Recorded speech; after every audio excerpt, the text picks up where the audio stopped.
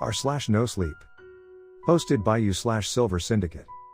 The Devil's Guard Dog. Part 1. My eyes fluttered open as my body strained from an almost unbearable wave of encumberment. Although I was waking up, my body fought against me to slip back down into a state of unconsciousness. However, I did my best to resist it, everything feeling heavy as I struggled to move and sit up. A sharp ping rang out in my head and down into my neck as I held my temples, cringing as I quickly realized that my forehead was damp.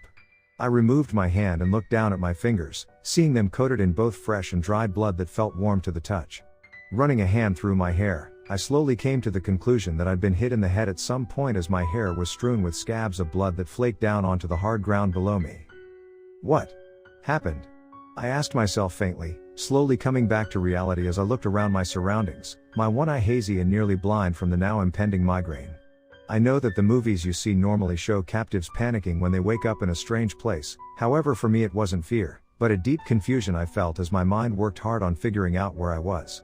The walls were a mix of brick and stone, a single sink sat adjacent to me along with a small table, however the room was only comprised of 3 solid walls. The fourth wall was completely open but was also completely barred off by posts of thick steel that stretched high to the ceiling. Everything looked old and worn, yet surprisingly clean. Even from laying on the hard stone floor, there wasn't a speck of dirt on me. The place was large as well, maybe the size of 2 middle-class living rooms attached end to end, and faint firelight from torch outside the bars provided just enough illumination for me to be able to see as shadows danced along the far wall. I held my head in my hands again, thinking over everything and trying to put the pieces together, however nothing about this made any sense. I had to have been taken by someone, removed from my day-to-day life and kidnapped, I was fairly certain of that, however I couldn't for the life of me figure out how. One moment I was on my way to work early in the morning, and the next, I'm waking up here feeling like I'd been hit by a truck at least twice. After a while of waiting, I could hear the soft patter of footsteps approaching from somewhere, and I raised my head to call out to whomever was coming, but quickly recoiled as the sound of shrieking metal pierced my ears and made my head ring. Dragging sounds and more clinking of metal followed, but much softer this time as I withdrew my hands from my ears. Looks like he's starting to wake up. Good, he'll make a good meal for this one.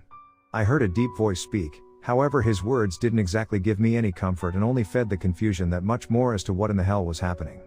I looked over at the source of the noise and the voice, but both from my migraine and not being fully awake yet, I couldn't make out much more than their outlines in the dim light. There were 4 of them, 2 standing side by side, and 2 dragging someone along the ground by his shoulders. Even with my vision impaired, I could tell they were all dresses in black robes. Please. Who are you people? I asked but to no avail, my words falling on deaf ears as they dropped the man on the ground and immediately began walking out, not wasting any time, and not giving me a second glance. The shrieking came again, and this time I recognized it as the sound of a large metal door being closed, or so I assumed, and before long, their footsteps disappeared somewhere deeper in this place. I braced myself on the wall and attempted to stand, managing to somehow get my feet under me and look over at the poor man who'd just been dropped in here like a sack of potatoes. He was dressed in gray rags, his matted red hair laying out over the floor at his sides as he lay on his stomach. He looked thin and frail, and almost dead as he didn't move. I slowly began to walk to the other side of the room where he was, see if there was anything I could do for him. I may not have been able to do much, but given we were the only ones in here, it was worth a try. I got down on my knees once I was close enough and used what little strength I had to roll him over and onto his back. Dark circles ran under his closed eyes, his skin clammy to the touch. He had a surprisingly gentile face, even if it was lupine and sunken in, looking like he may have been in his late 20s if even that. I breathed a sigh of relief when I could see his chest gently rising and falling as he breathed, however he was pale and cold, his body more taking on the appearance of an old man than that of someone his age, and that's not counting for how bruised and beaten he looked. Fuck, just stay with me, okay? Hang in there, I said as I took off my jacket and lifted him into my lap. He didn't even so much as flinch from the motion as I wrapped my jacket around him, laying like a rag doll in my arms. I didn't know what to do. I tried to remain calm but this was all happening so quickly that I was at a loss. I looked around again and my eyes fell on the sink. Come on, let's try to get you cleaned up a little, okay man? I said, knowing he probably couldn't hear me, but I think I was more talking to keep myself calm and focused than to comfort the man in my arms. I put one of his arms around my shoulder, and this time he did flinch a bit. I muttered a quick sorry as I lifted him, knowing he was more than likely painful as I stood up and began walking him over to the other side of the room. He tried his best to walk with me as I supported his weight, groaning softly now and again as I struggled to hold us both up. I set him down against the wall and quickly, or as quickly as I could manage, went to take off my shirt and wet it down. Nothing about any of this was good. Whoever these people were, whatever they wanted, I knew it wasn't going to end well. I'd seen enough movies to know that people like this don't exactly take someone with the intent of letting them go, so I'd have to at least try to get out of here once I was a little stronger. As for the man now currently laying against the sink with his back slumped against the wall, I was at a loss for him as well. He was weak, probably had broken bones from how dark the bruises on his skin were, and going up against 4 other people would be impossible with him being as thin as he was. Hell, it'd be impossible for me. Our situation was completely hopeless as it stood, however for now, I wanted to help him. He was the only comfort I had in here, and at this point he was probably in the same situation I was, not knowing where he was or what happened to him. On the other hand, maybe he did know something, maybe he could help me understand what was going on and we could get out of here. However, I never got the chance to ask about any of that. To my surprise, there was running water, cool water splashing my hands and over my balled up shirt before I was suddenly ripped away from it. The sudden motion sent me flying to the ground, like something had grabbed the back of my neck and pulled me with a force I'd never felt before, sliding for a brief moment against the ground before I came to an abrupt stop, the skin of my bare back stinging in the air and my lungs being forced out from the sudden impact. It took me a second to register what just happened, and as I looked up that fear finally set in like a hurricane crashing against a ship's hull, my blood running cold as though ice water had been pumped into my veins. Standing above me was the man, having jumped up like a shot and now looming over me like a predator. His rags hung from his thin body as sharp claws tipped his spindly fingers, snarled teeth turned to black, dagger-like points like the maw of a shark, and ghost-white eyes bordered by black ends peered straight into my soul, split like the eyes of a cat, and burning with animalistic nature. He let out a growl that practically vibrated in my chest and went to lunge, however fight or flight kicked in through the shock and I scrambled to my side, narrowly avoiding this thing's claws as they scraped against the floor, kicking up chunks of stone and spraying sparks as they did so. I quickly got to my feet and rushed to the bars, beginning to scream for help, but it was clear that wasn't going to do any good. Within seconds the man was on me again, this time grabbing the back of my hair and forcing my head into the bars as he sunk his teeth into my shoulder. I screamed and thrashed, feeling those dark blade-like teeth rip through my flesh as I made one final kick thrusting backwards, feeling my heel connect with something hard and a sickening cracking echoing throughout the room. This time it was the man's turn to scream as he instantly let go, his knee caving in as he collapsed to the ground. I pushed myself off of the bars and ran to the other side of the room, knowing I needed to think quickly and only had seconds. I could hear him getting up behind me, letting out a primal cry of anger and pain as he went to rush in again, the broken knee doing very little to stop his bloodlust. In a split-second decision I grabbed the only thing in the room I could possibly use for a weapon, bending down and clasping my hands tightly around the leg of the table. In one motion I swung it over my shoulder just as the creature got about a foot from me. The table came down diagonally and practically exploded in a loud crash of splinters against the side of his head, sending him to the ground hard. I breathed heavily, the table leg still clasped in my hands as the rest of it lay in parts and pieces around the man. He staggered and couldn't manage to get himself back up, a stream of blood flowing from a large gash in his head, dripping on the cold ground as he wheezed and growled. He went to look up at me but I wasn't taking a chance, wielding the table leg like a bat. I swung down with everything I had and bashed him in the back of the head, watching his skull bounce off the ground before he fell completely still, blood pooling beneath him. The table leg dropped from my hands as I looked down at him, clattering against the ground at his side as I slowly backed up. My heart was beating like a jackhammer, and I slid down the wall at the opposite end of the room, wanting to put as much distance between me and him as possible. All was quiet again as I brought my knees to my chest, wrapping my arms around my legs and trying to stop myself from shaking. All that could be heard were my panic sobs as I rested my head on my knees, my shoulder throbbing as blood dripped down over my chest. My head was spinning and I felt sick, all the blood and panic playing into my migraine as my vision began to fade in and out, my body completely overwhelmed along with my mind.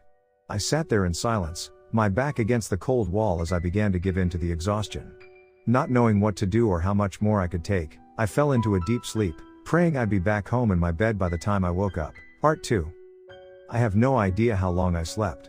It could have been an hour, could have been a day, however I quickly realized how much I took the light for granted when I couldn't tell how long I'd been out.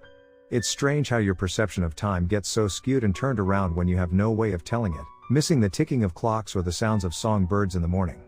For me, I'd grown accustomed to waking up to the drilling sounds of my alarm clock, a signal that it was once again time to get up and head into work in the small morning hours. Now, opening my eyes without that sound in my ears, it felt like I'd been taken out of time completely. That routine occurrence and signature of normality taken from me, breaking the pattern and filling me with a strange anxiety that only grew the more I woke up. There was a sharp pulling in my neck from sleeping while sitting up, and the pain in my shoulder quickly reminded me where I was. I lifted my head from my knees and leaned back against the wall, wincing from the cold and the pain as I felt over my shoulder.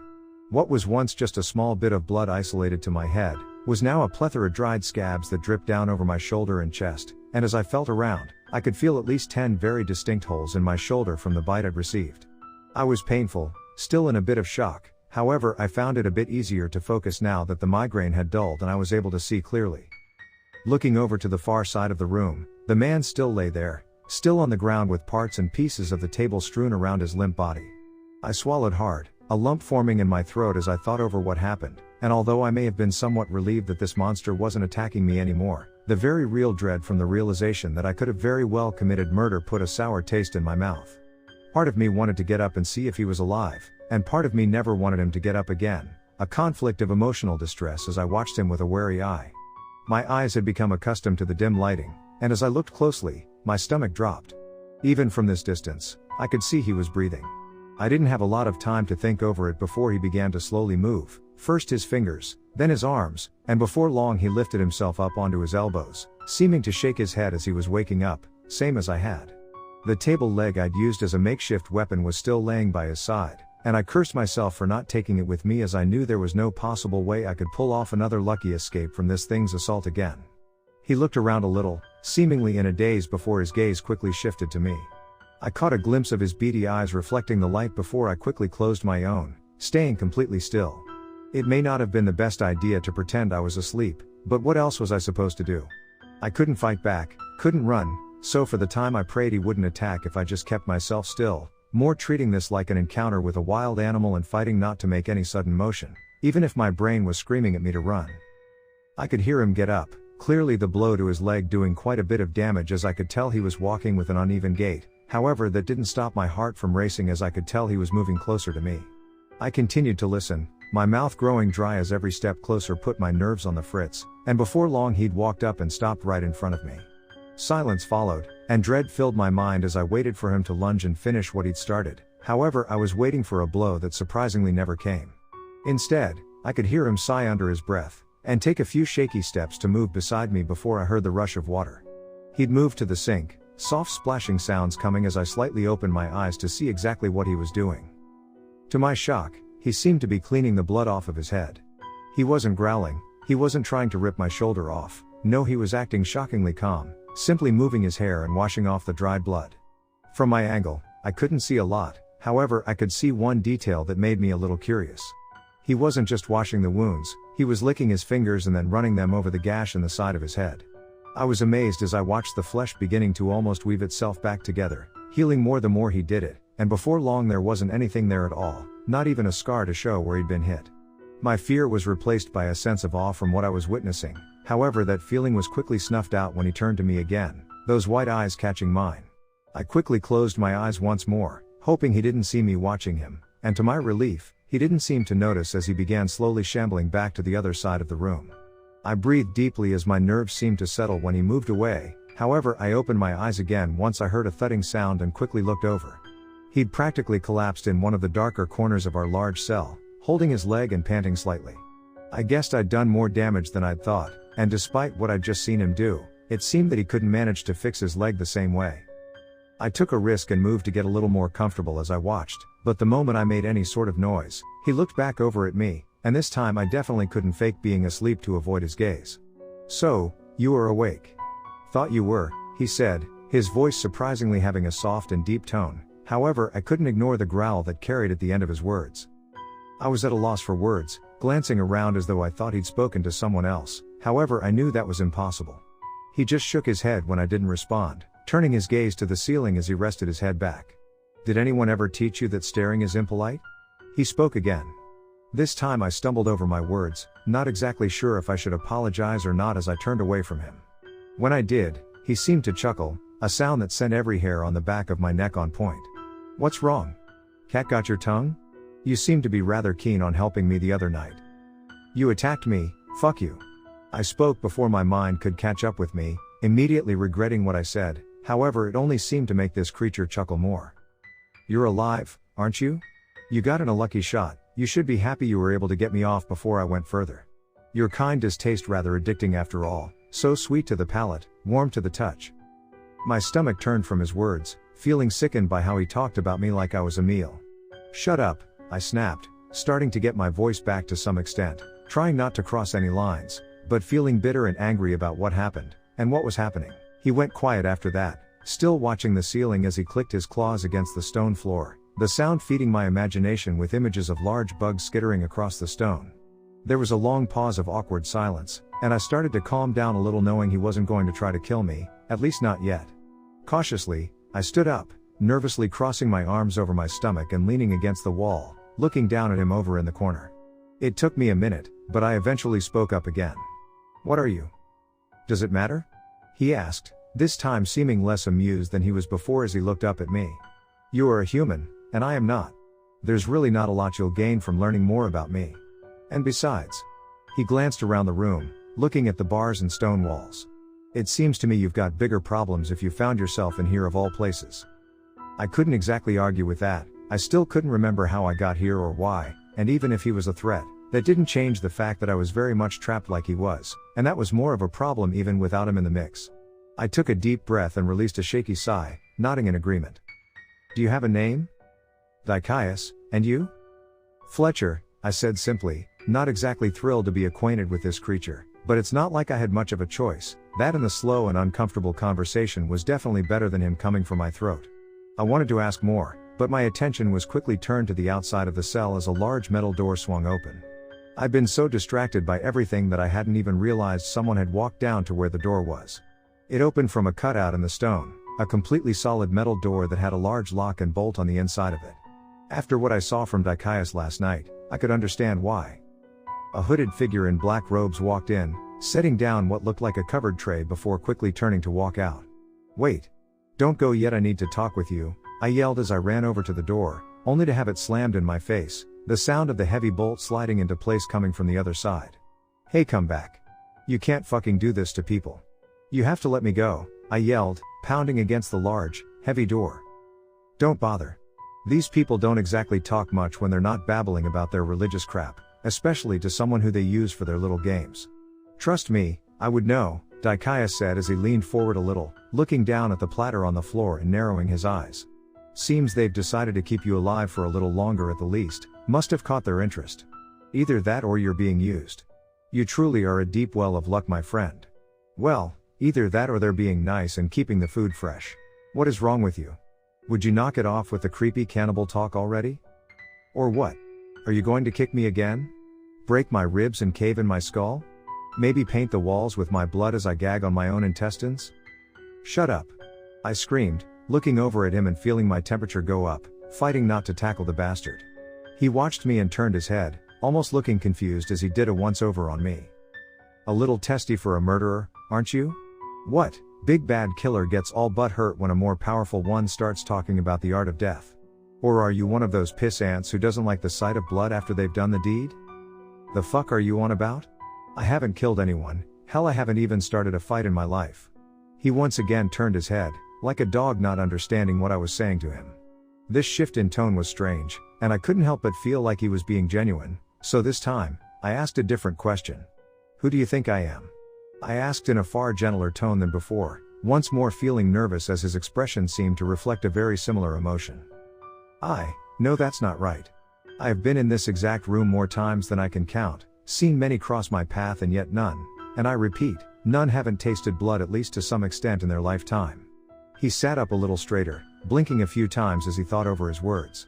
So you're saying, you're innocent? I was never guilty. I live in a small flat in California, I'm going to college, I work at a shitty little fast food joint at the end of town, and my 60-year-old mom calls me every weekend to ask when I'm going to graduate.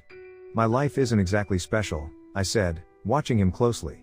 He curled up closer to the wall, letting out a sigh of stress as he turned away from me, rubbing his broken knee that didn't exactly seem to be sitting on the right angle.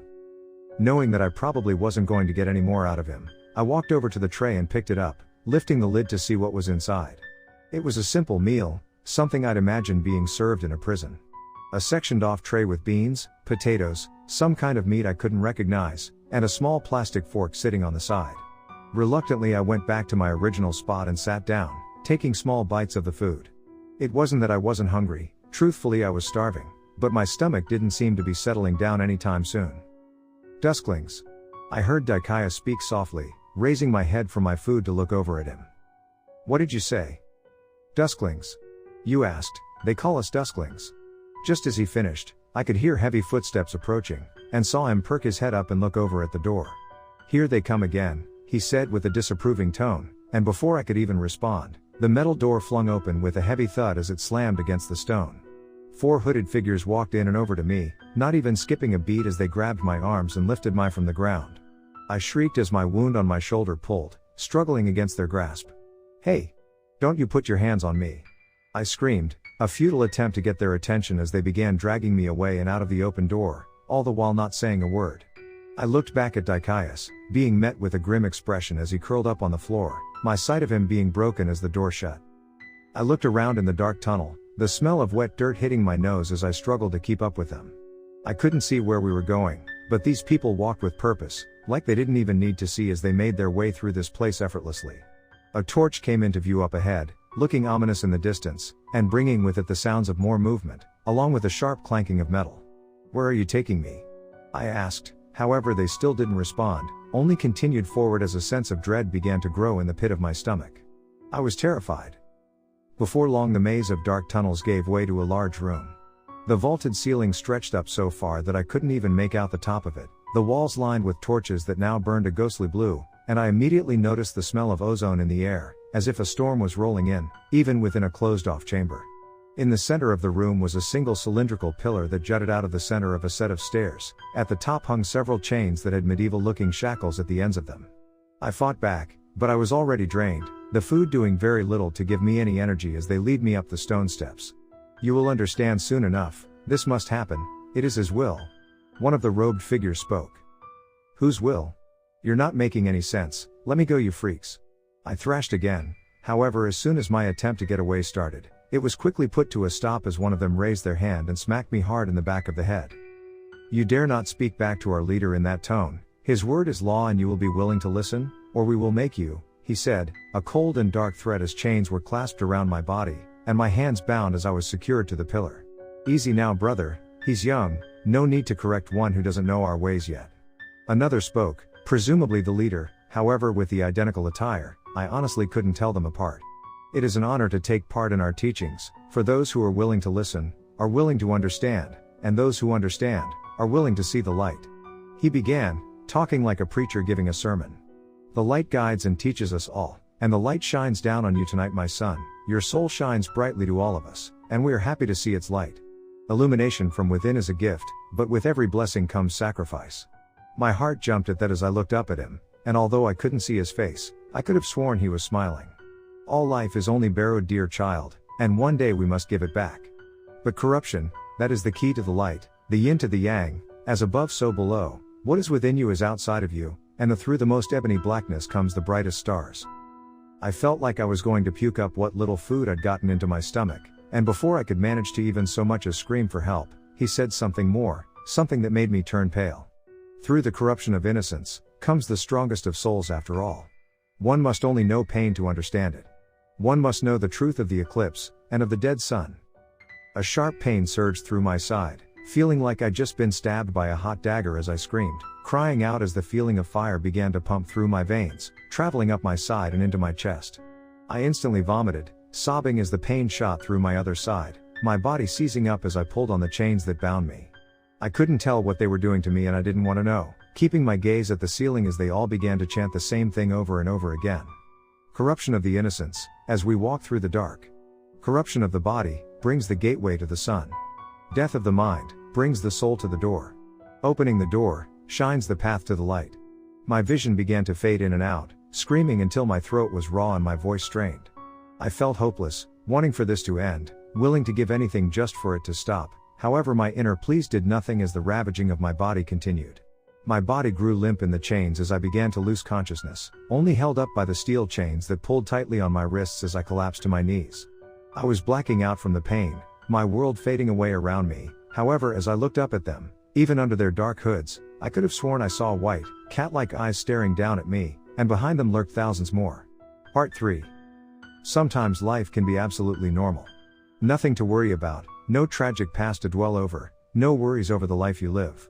And yet, even when you've done nothing wrong, and everything seems to be going on the straight and narrow, life can throw you a curveball that's blindsiding. Out of all the places my mind could have taken me, all the fear-filled nightmares it could have conjured up, it had taken me to the one place I never wanted to be, yet a place you wouldn't picture when compared to the horrors I'd witnessed. It took me home. My life was dull for the lack of a better word. I worked at a simple job and lived a very minimalistic life. However, the one thing that always gave that dullness a spark was my girlfriend. It's cliché, I know, but it was the truth. I always thought there could be no way that this girl likes me, that there's no way a girl this beautiful and perfect could possibly take an interest in me, a man whose personality and life held nothing of real significant value or originality, but she did. We'd been friends since high school, and I'd be lying if I didn't say she carried me through it. To put it simply, I was never the sharpest tool in the shed, and she was someone who strived to be the best in everything she did, a very hardworking and dedicated individual who was always 2 steps ahead while the rest of our class sat 1 step back. I was easily distracted in school, found it boring and would rather spend my time at home watching movies or playing the latest game on Xbox. My mind was always somewhere else in class, and because of that, my grades were only limping me through my senior year, and I was quickly on my way to failing. I don't remember the exact circumstances that lead her to helping me, maybe she just saw me struggling and wanted to lend a hand, but over time we began studying together. Sometimes once a week, sometimes every day of the week, and sometimes our studying sessions would involve a very in-depth look into anatomy, if you catch my meaning. She dragged me through till graduation, and after that, we moved in together. If I were to describe her, with her intelligence and responsibly put aside, I would say she was the female equivalent of a bad boy. Yes, she'd dress up and do the typical girl things, but her love for taking risks and going into the party scene would quickly become the forefront of her life as time went on. I was shocked when she said she didn't want to pursue college when I was applying. If anything, I expected her to jump on that quickly from her reputation, however she didn't. I'd gotten accepted to a university, and meanwhile she stayed home to indulge in the party life. I wish I would have seen what was happening before it got bad, and I couldn't help but feel like I'd failed her when it did. She helped drag me through school when I was struggling, and I didn't even notice when she began to struggle. It wouldn't be until it was too late that I finally noticed what was happening. She'd been going downhill for a long time, and looking back I should have noticed the signs a lot sooner than I had. Staying out late, coming home with migraines and bloodshot eyes, the loss of appetite and the growing distance between us in the bedroom. However, it all came to a head one night. I'd come home from my job to find that she wasn't there. It was extremely late and normally she would be passed out watching Netflix, however the apartment was empty. I called around, worried about her and wanting to know where she was, but about an hour later she came stumbling in through the front door. I don't think she expected me to be home, and I don't think the man dragging her in did either, as they both looked at me like a deer in headlights. Her clothing was disheveled and I could smell the alcohol on them from a mile away, her once beautifully glossy black hair now in a mess of crazed and twisting mats that was haphazardly pulled back into a ponytail atop her head. The man holding her didn't look much better, a thin and unclean individual with the remnants of white powder dusting the hairs under his nose. I didn't say anything, my heart felt like it had just been ripped out and stepped on, and I didn't even have the words to express the amount of betrayal I was feeling. I may not have been very bright, but I was able to put the pieces together, and after a while of letting it sink in, I packed my things, and I left. I found out later that she'd been admitted to drug rehab, however I never spoke to her again, and never knew what happened to the man. I think I would have run back to her like a starstruck idiot if she'd asked me to, however I never heard from her again. No text, no call, no attempt to contact me. 3 years of living together and that much more time falling for her, and it was all thrown away in one night. However, through it all I could feel was guilt, a deep pit of depression I'd fallen into that led to a life of meaningless melancholy. I saw her as the demon who stole my heart, and I was the one who made her that way. My mind was replaying this in my head, seeing them standing before me in that apartment, that feeling of loss and heartbreaking plaguing my mind. However, that reality was quickly shattered by a rough voice. "Hey, human. You're not dying on me yet, so wake the fuck up already." I heard him call, my dream fading as I slowly opened my eyes. The first thing that greeted me were Dicaius's eyes looking back at me, The same white lights that filled me with so much fear before. This time, however, being this close to him and able to get a better look, I was once again filled with that sense of awe as I noticed a detail I hadn't seen before. There were stars in his eyes, like looking into the vast depths of a nebula. Finally. What is this, the third time you've been knocked out? Your bedside manner needs some work. I grumbled as I slowly sat up with his help. As I remember what happened, I quickly felt over my side, expecting to see more blood and large gashes. However, my hands only touched over smooth skin, not so much as a scratch beneath my fingertips. I was in a little disbelief. I was sure that the hooded cultists had done something to me, but then I remembered how Dicaius had managed to heal himself. I looked back to him. That same sickening feeling crept into the pit of my stomach as I thought over how he could have possibly healed me. Please tell me you didn't lick. Not a fucking word. He growled. I helped you, leave it at that. I quickly nodded and dropped the subject. Dicaius got up and walked over to the sink, grabbing my shirt and tossing it to me. Cover yourself, you look like an idiot, he said bluntly as the shirt fell in my lap. I sighed and slipped it over my head, leaning against the wall as he moved to sit a little ways from me in the room. Who's Aurora? What? You were talking in your sleep. Is she a friend? Girlfriend? He asked, a vague interest in his voice. I thought over his question, looking over at him and narrowing my eyes. Why should I tell you anything? Well, it's either that, or we both sit here in complete and utterly dull silence for God knows how long. I don't know if you've looked around lately, but there's not exactly anything exciting going on around here. But it's your choice. How about this? I began as I sat forward. You tell me about yourself and what's really going on here, and I'll tell you about Aurora. I told you, learning about me isn't going to do you any good. And what's learning about me going to do for you? The hell do you have to gain? I asked in a more stern tone, watching him roll his eyes and turn away. Look, if you want me to talk, then you need to do the same. Like you said, we're both kinda stuck together, so might as well. You wouldn't believe me even if I told you.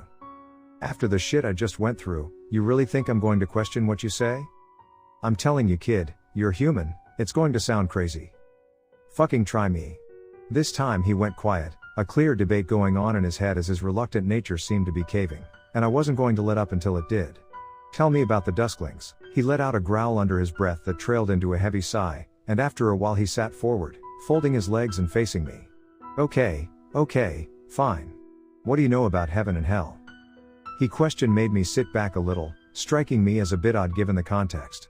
Well, religion says that hell is where bad people go to be punished after they die, and heaven is where good people go to be rewarded after they die. Bit of a crude explanation, but yes, those are the basics of it. He ran a hand through his hair, seeming to strain a little as he thought over his words. I can tell you that both exist, but not in the way you would think, or not in the way your religions have told it. There is no light, there is no darkness, but a contrast between the two. In simpler words, there can't be one without the other, and everyone has both. There are places between what you believe is life and death, places that are an area where there is complete balance. And then there are places where there's nothing but contrast, an extreme darkness to an extreme light. Are you following so far? I think so. I remember the cultists chanting something about that, just more cryptic. Yeah, I know they're bullshit chants and rituals, they spew it whenever they get the chance. If you asked me, I think they just enjoy hearing themselves flap their lips. He ranted, shaking his head before getting back on track. What I'm saying is everything is far more complex than you think, there's several levels of good and bad, and many more entities and creatures that live within those worlds. Everything you see, everything you hear and feel is only how your body interprets it, how your mind is hardwired to understand it. But without those in play, the true reality of the universe you live in is so much more vast than you could possibly imagine. So, you're talking about a soul? Something that's without a body? In simple terms, yes, however you have a human soul, I don't. I come from a place where there's the contrast that I spoke of, those extreme darks and those brighter lights. You are a lower being, you're food for creatures like us, and in a body of flesh and blood, that doesn't change what we feed on. We're the ones who make sure that good souls don't go down into the darkness. We're essentially sentinels that guard what you would call hell. But what about Satan and God? Do they exist? Yes and no. Yes, in the sense that there are entities that prefer light over dark and dark over light, but no in the sense that there's only one. There are hundreds that dwell in those planes, and millions more in between. Bad souls hold the energy the darkness craves, good souls hold the energy the light craves. Don't you get it? It's all a large cycle, all beings feeding one another in an ecosystem of energy and time. Okay, give me a minute to wrap my head around this, I said as I rubbed my temples, trying to put the information together in a way I could understand it. So, you would be the contrast of light and dark then because you ward off the light and sort it out for the others? Yes. Okay, so basically you're like death, or a guard dog, you protect both? In a way, I suppose you could look at it like that. But, that doesn't explain why you're here. Shouldn't you be out there somewhere continuing to do that? You're in a body, and if you're energy, that doesn't make any sense. You can blame the fucking cultists out there for doing this shit. Having a body isn't special, anything out there can have one, but it's not ideal. It's an absolute pain in the ass, and you breaking my knee is proof of that. It fucking hurts, and flesh is uncomfortable. I'd much rather go home, but because you fucking humans are always poking your noses into shit because of a power fetish, I'm stuck here. Okay, but what is here? This is the only world I know, so in the grand scheme of things, what is this place? He grinned at that, showing all of his black teeth that glinted in the firelight. Creation, the beginning of energy, the Big Bang. Welcome to limbo, my friend, he chuckled sadistically. I was struggling to understand all of this, my head hurting to even comprehend it. This was a lot to take in all at once. This threw all concepts of religion and spiritual belief out the window, and here I was sitting in front of a creature who could prove, along with disprove all of that. I took a couple deep breaths, needing a moment just to run through all of it before I asked another question. But if they brought you here, then how is that even possible? He went to answer, but before he could we both turned our heads over to the bars on our cell. We could hear screaming, blood-curdling cries of pain and anguish followed by yelling and the sounds of several people running in our direction. Dicaius and I both looked at one another before getting up and quickly moving to the bars, looking down both sides of the long hallway that stretched beyond our cell. It didn't take long for someone to come into view, bolting down the hallway and falling once they reached the torch. It was a young woman, completely bare with long and crude gashes in her sides as she curled up against the wall, drenched in sweat as tears rolled down her face. She held up her hands as she begged on her knees, facing down the hallway as the robed figures came into view, appearing out of the darkness like shadows taking form. Come now, dear child, there's no reason to be afraid. One of them spoke as they approached, now 7 in number as they surrounded her, her sobs and pleading not doing anything to faze them. Hey, you get away from her. I screamed, but stopped when Dicaius put his hand on my shoulder. I looked over at him and was met with a grim expression as he slowly shook his head, telling me no. I looked back at the woman, desperately wanting to help her, but knowing there was nothing I could do but watch. The cultists didn't even acknowledge I was there as they continued. This is a blessing, a gift. You will become one with the light, more than you could ever imagine. One of them spoke, and I recognized his voice as the leader. Please just let me go, please don't hurt me. No more, please. The woman begged through her sobs, blood dripping down her hips. You will understand soon enough, his will is strong, and you will be a vessel to his light. The leader spoke again, and I balled up my fists at his words. This woman was in pain, and not one of them were doing anything to step in and help her. I was enraged as I watched on, but held my tongue knowing I was helpless to help her, and would probably only make things worse if I continued to yell from within the cell. Please, she cried, but after a moment, she began breathing heavily, her panicked cries turning to screaming as she held her head. Her screams began to change in pitch, her body twisting and changing as she sprung to her feet, only to wail in fear before collapsing down to the ground once more, the torch sparking to a ghostly blue from its once flickering red and orange. The cultists began chanting the same chant they used with me, over and over again as the woman thrashed as though she were on fire. I covered my mouth and watched on in horror as her screams changed to primal growling, her eyes bulging out of her head and turning to white. As her mouth opened, a stream of light erupted from within, flickering and sputtering before her teeth sharpened, and her once soft skin grew pale and rigid before she collapsed. She lay there, only barely breathing as all fell silent, the torch fading back to a normal flame and the cultists falling silent as well. I could feel the color drain from my face as I realized what just happened, what they'd done to her, and what they were trying to do to me. They were forcing these creatures into bodies, forcing innocent people to be hosts to them. We were both prisoners here, both trapped and both subjects in these people's twisted ideals. I was speechless as they dragged her away, and I couldn't do anything but stare at the place where she once was, nothing but a pool of blood remaining from where she was laying on the cold ground. Once they were gone, Dicaius sighed, patting me on the shoulder. I changed my mind. Welcome to hell, he said, beginning to move away from me and limp back to his corner of the room. I was left there in shock, horror, and the realization that the situation I was in, the situation we were both in, was far more serious than I previously thought. Part 4. We need to get out of here. No shit, Sherlock.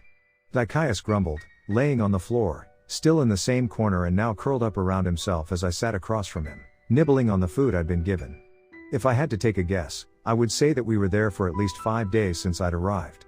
The only reason I came to this conclusion was because I was served food 5 times, and the servings weren't exactly close together. Things hadn't exactly been exciting with him. We made small talk, more playing a game of 20 questions, or a little quid pro quo, so to speak. However, I was learning a lot from him. I told him everything he wanted to know about my girlfriend, and I was shocked to find that he was actually, genuinely interested in what happened. Apparently, for his kind, they have no concept of gender or relationships with one another, only living in larger groups and getting their cravings for conversation, or what he calls physical indulgence that way. Just by being close to others, everything they crave from contact is easily sated. He may not have openly admitted it, but I think I was starting to understand why he didn't just kill me. The dude was lonely. I asked him about the cultists a lot as well, and apparently they call themselves the followers of the dead sun. In a sense, they believe that they can achieve a sort of ascension by bringing these creatures to their world and giving their bodies up as hosts. However, as Dicaius had said, there can't be light without darkness, and because they were trying to grasp at something so pure, they were not only risking bringing something dark and horrid to our world, but had corrupted themselves in the process. What started out as something good, had now turned into, believe or die. A forceful oppression they not only forced on people, but on the entities they were trying to bring here. This was why originally they only took killers and criminals for their rituals. But over time, they just stopped caring altogether, and were now no better than the people they brought here, if not worse. Even though we talked a lot, Dicaius and I had a bit of a problem with one another. It wasn't anything that really had reason behind it, at least not that I could tell, more a matter of our personalities clashing, and because of that, over the days, we were quickly getting on one another's nerves. Now that I wasn't as afraid of him, if I'm being completely honest, he was a bit of a dick. You would expect a cryptic being to be refined and of higher intellectual substance, and yes, to a large extent he was incredibly smart, but on the attitude and disposition side of things, he was just an asshole. I couldn't honestly tell if this was just him normally, or if he didn't like me in particular. Could have been our situation as well, but staying locked up with him for this long was starting to get to me. I'm not a confrontational person, but that doesn't stop me from having my moments, and today was definitely one of those days. Look buddy, I don't exactly see you coming up with any bright ideas, so if you're not going to help then knock it off with the attitude. He growled and looked over at me. Oh, I am sorry, am I bothering you? Last I checked, I've been here longer than you and I'm still fucking stuck, so why don't you shut it? I rolled my eyes and stood up, grabbing the now empty platter and walking back to set it by the door. There's always a way out, there has to be something around here that you missed. Like what exactly? I don't know. Maybe a broken wall or a flaw in their routine? Oh, that's funny, I can bend metal and rip through flesh, and yet I'm the one who missed something that simple. Spare me, I've tried it all, even managed to kill one of the members of their little boy band, and nothing has worked, he said, sitting up as his arms shook. I have tried everything to get out of here. I hate this place, I hate what they're doing, I want out just as badly as you do, but nothing works. I just leaned against the door and sighed, rubbing my head from the stress. After a while I began to pace, hoping the movement would help me think. There had to be a way, nothing was impossible, but the more I thought about it, the more problems I ran into. A. We couldn't just run, the tunnels were far too dark to see, and I at least had no idea where I was going, and I doubt Dicaius did either. B. We were 2 in number, and although Dicaius was strong, I don't think he could take them all at once. Like he said, he actually killed one of them and he's still stuck, not to mention I saw 7 the other night, and there could be more. Fighting and running were out of the question, so the only real choice was to try and sneak out quietly, but even then, how were we supposed to get out in the first place? Would you just sit down? Your pacing is going to drive me insane. He spoke as he curled up on the floor once more, his claws scratching slightly at his back, pulling at the jacket I'd given him. Look, I'm done sitting still and nothing happening, I need to think. I look over at him and I actually stopped when I saw him, my previous annoyance turning to worry. Hey, are you okay? He didn't respond, but I could tell something was wrong.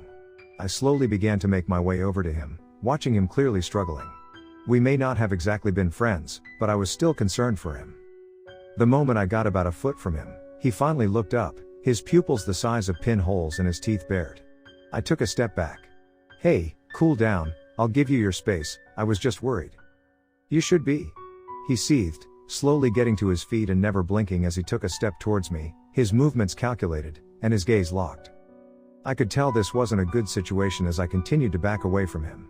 Zacchaeus, listen to me, I know you're not exactly happy with me, but you need to calm down. I spoke, however I was having trouble keeping myself calm at that point. Without warning he grabbed me by the throat, pinning me back against the wall and pushing the back of my head into the hard surface. No, you listen. He snarled. It's been days since I fed from you, and I am tired of starving myself for your sake, and being driven insane by your incessant pacing. Let me do this and I'll heal you right after, but for fuck's sake, just hold still. What? Are you fucking insane? You are not biting me, you hear? It's not happening, now let me go before I cave in your other knee. Shut up, he yelled, taking on a tone I've never heard before, sounding as though several people had all screamed the words at once. Right now you're the only thing in here that I can feed from. I don't want to hurt your dumbass, but if you want me to help, then I need my head clear. It's either now, or an hour from now, and you really don't want to see me get desperate. I was highly hesitant, reluctant, and overall just not wanting him to fucking bite me again. I knew full well that he was painful and starving, but I really didn't like the idea of some creature I knew hardly anything about biting down into my flesh. However, with that being said, I didn't want him to be in pain either. My sympathetic side and sense of empathy overpowered my fear and reluctance, and I struggled with the idea before responding. Fine, just get it over with. Hold very still, he said before pulling the collar of my shirt aside and plunging his teeth into my shoulder, reopening the wound he'd previously left. He may have told me to hold still, but I couldn't exactly help but flinch from the feeling of teeth the size of nails piercing my skin. I half expected him to rip out a chunk, and I bit down hard on my tongue to keep myself from screaming, but to my relief, he seemed to be just drinking my blood. However, that didn't exactly make me feel better about this. My shoulder twitched and throbbed before he let me go, and my stomach turned when I felt him run his tongue over the mark before he cast me aside. I actually gagged at that and quickly held my shoulder where he'd bitten me, but just like with the gashes, there was nothing there, even the scabbing from his previous attack was now gone. He casually wiped his mouth, a wash of relief over his face as he gave me a sideways glance. Stop being a drama queen. You're lucky you didn't encounter me in my world.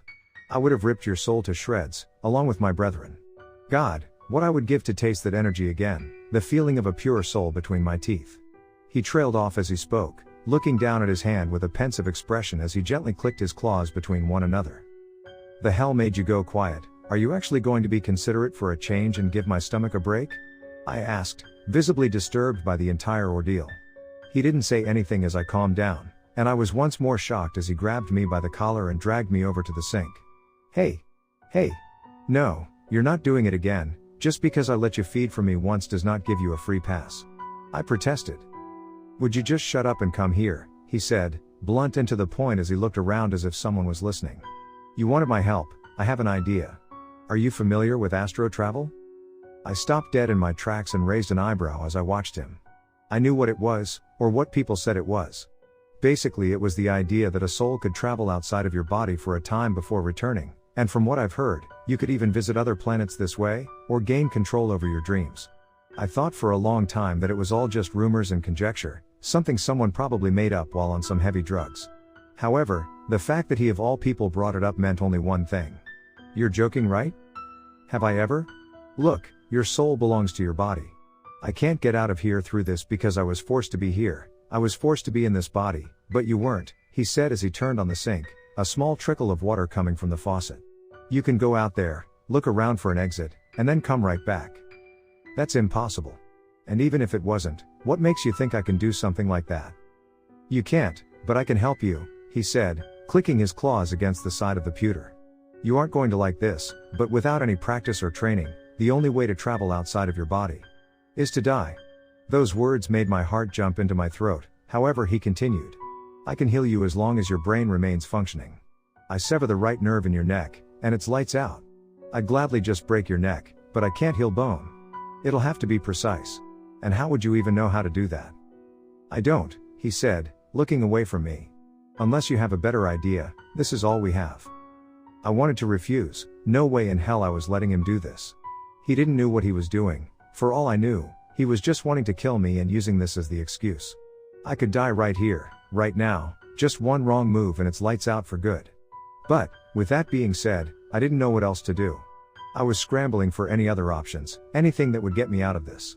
But if this worked, we could find a way out of here, and the other alternative of staying and not knowing when the cultists could come back to torture me again seemed more like a hell than dying. Or worse, dying down here as a captive in a cell, forever in this dark place, rotting away. Sometimes life will boil down to one crazy choice, a one and only shot to either win or lose, and this was mine. So with a deep breath, fear building in my mind, I looked up at him and asked, "What do I have to do?" "Just come over to me and face the sink," Dicaius said, moving aside for me. I slowly walked over to the sink, placing my hands on the rim and looking down, watching the water swirl down into the drain below, down into the blackness. I could feel Dicaius walk behind me and place his hands on my shoulders. I gripped the sink hard and closed my eyes, my knuckles turning white as I shook. Is it going to hurt?" "Only for a moment," he said, and I could actually hear the reluctance in his voice as he clasped his hand to the side of my neck, his claws feeling like cold steel as his thumb pressed to the back of my neck. "I'm going to tell you something, and I need you to listen carefully. What you will see on the other side will be a shock. It can be frightening, comforting, or even pleasurable, but whatever you do, do not get lost to it. Remember that you're still alive, you're not meant for that place yet, you need to focus on finding your way back. I know it can be tempting to stay, or things may conjure up to frighten you away from your body, but you cannot give into it. You'll have to fight," he said, taking on a caring tone as he spoke to me, and all I could do was nod as I listened, fighting back tears. I could feel the tip of his claw press against the skin of the back of my neck, just below my hairline at the base of my skull, and I felt like passing out. "I'm going to give you exactly 2 minutes to make it back to your body before I heal you," he began. "Any more time and I fear I'd do permanent damage. And one more thing. You may see my kind on the other side. Do not, and I'll say it again, do not let them see you. You only know me in this body, but outside of this I am very different, and so are they. If you see them, run, do you understand? Don't talk to them, don't engage with them, you run and you don't look back." I gulped, wondering what he meant by he was different outside of his current body, but not wanting to think further on it knowing what his kind fed on. "Okay, I understand. Just please get it over with, I'm ready," I said, my words shaking just as much as my body was. 2 minutes, and I'll be right here when you wake up." With that, he pressed his claw quickly into the back of my neck. I felt a sharp sting and an unfathomable amount of pressure in my spine, and although I knew it probably wouldn't do anything, I began praying that he would hit the right set of nerves and wouldn't permanently kill or paralyze me. I could feel the claw go straight into the base of my skull, scraping the bone as it hit deep, only taking a split second. My ears rang, I felt my body involuntarily jump, and within that second, like a light bulb bursting and shattering to the floor, sparks filled my vision, and my world went bright like the flash of a spotlight, before flashing to black. Lights out. Part 5. Have you ever experienced phantom pain before? It's a psychological phenomenon where you can still feel a missing limb after it's been taken off, still feel like you're moving it, and if there was trauma involved, you still experience the pain from it. Some studies have even shown that the pain has physical aspects as well, your nerves straining and your brain not understanding that something is no longer there. Imagine that, and instead of just one limb, imagine it's your entire body. A dull and intangible aching that starts in your chest, and then begins to radiate outwardly across your whole body, to the tips of your fingers and the bottoms of your feet. The first thing I did when I opened my eyes was instinctively grab the back of my neck, and began gasping for air. I fell to my knees and screamed, my mind telling me I was screaming, but no air came out. That's just it, my mind was telling me I could feel the pain, I could still feel the cold air and the hard ground beneath me, however in reality, I couldn't feel anything. This sent me into a brief bout of panic, the contradiction in my mind making me feel emotionally heavy, but even that weight was null. It took me a while to finally calm down, the tightness in my chest beginning to loosen as I looked up. What I was seeing looked normal on first glance, however the more I focused on my surroundings, the more they contorted into the passive and fearful imaginings of my own mind. I was reminded of pareidolia, seeing faces everywhere as I struggled to make sense of it all, however the thing that disturbed me the most was seeing my own body. I understood now why Dicaius had me over the sink.